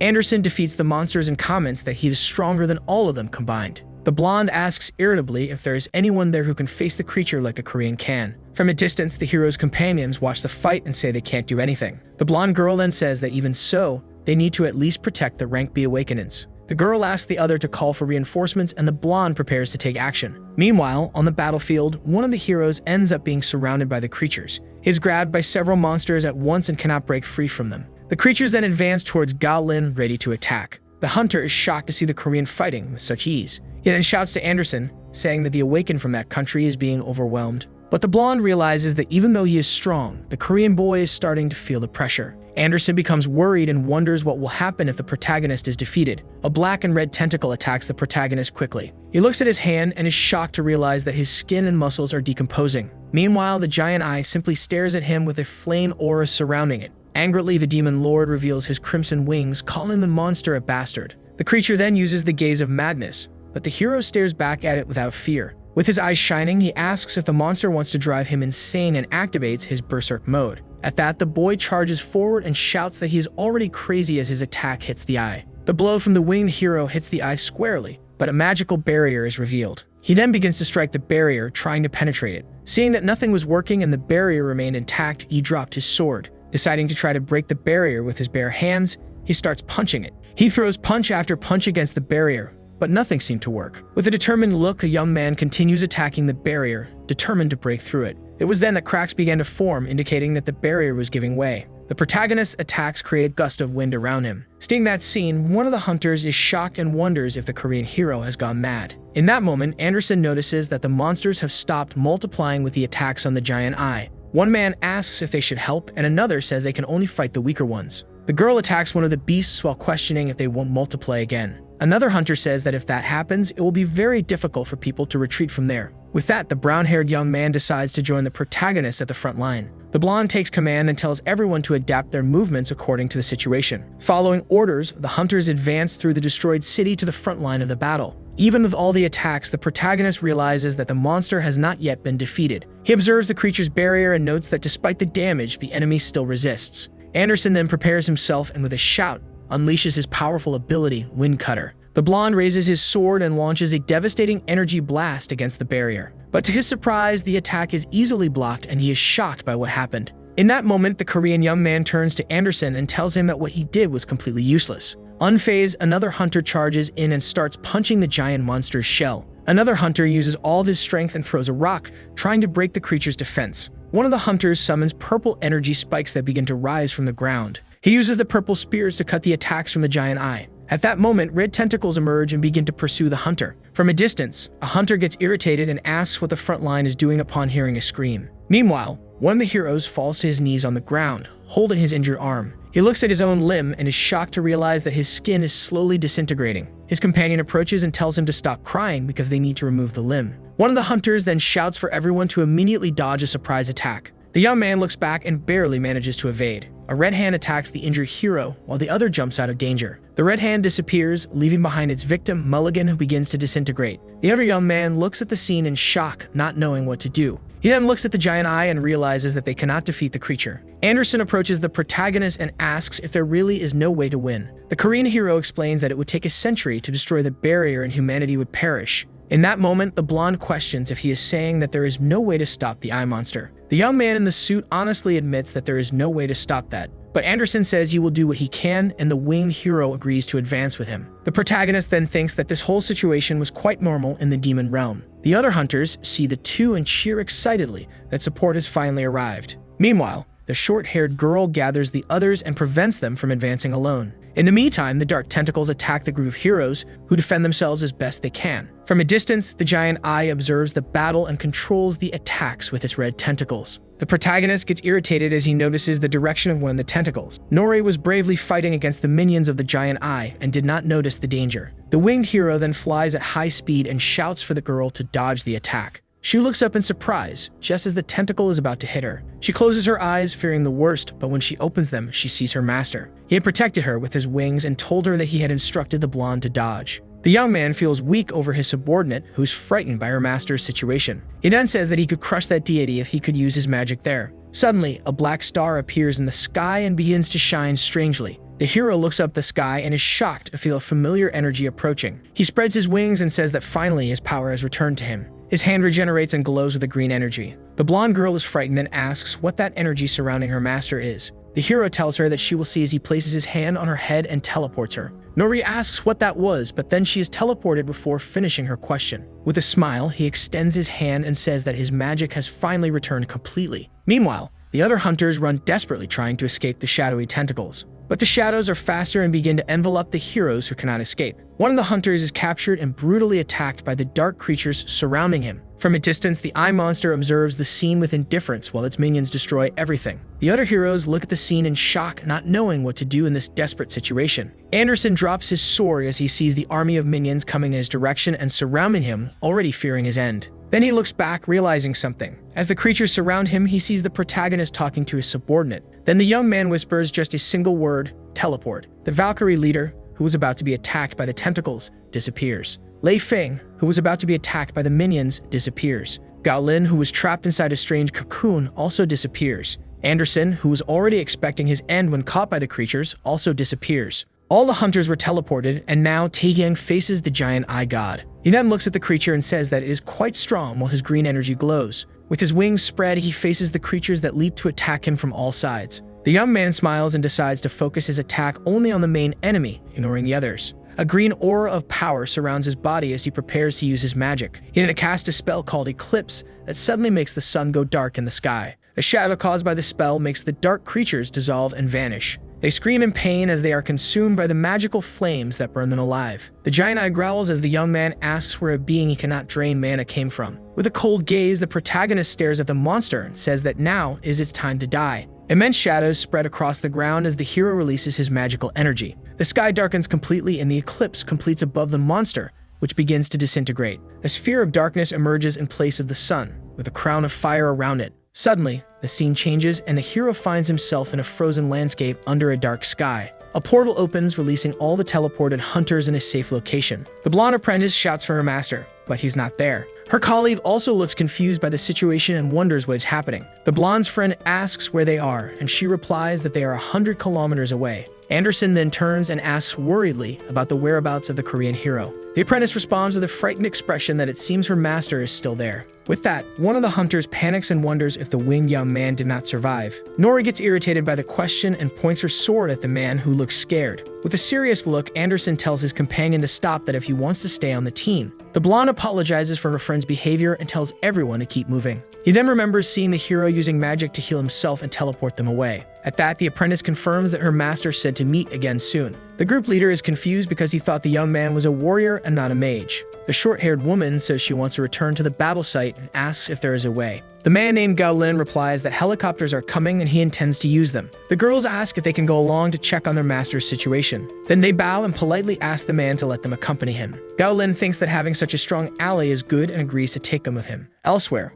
a hooded man observes the destruction and says that this is magic. He stares at the eclipse in the sky, impressed by the scale of the power that was used there. Aaron approaches and says that things in China have gotten out of control. She says they need to find out who the mage is that resisted the great magic used. The hooded man orders that they contact Benjamin and find out the intentions of that mage. At that, the woman asks what they should do about Gandharva and if there is any problem. She explains that Gandharva is furious with the Korean hero for interfering with his mission. The Kunid leader tells him to wait because the situation in China is already over. With that, the woman leaves and the man thinks that he cannot ruin the plans now. Back in battle, the sky clears and the protagonist commands someone to show themselves. In that moment, a small shadowy creature with a mask appears before him. The being kneels before the hero and greets him as his king with respect. The young man then tells the servant to lift his head and looks at him seriously. The subordinate explains that he does not know where the others are as he only felt the protagonist's presence. Understanding the situation, the protagonist orders his servant to open the gate immediately. The servant obeys and a portal of darkness emerges from the ground right in front of the protagonist.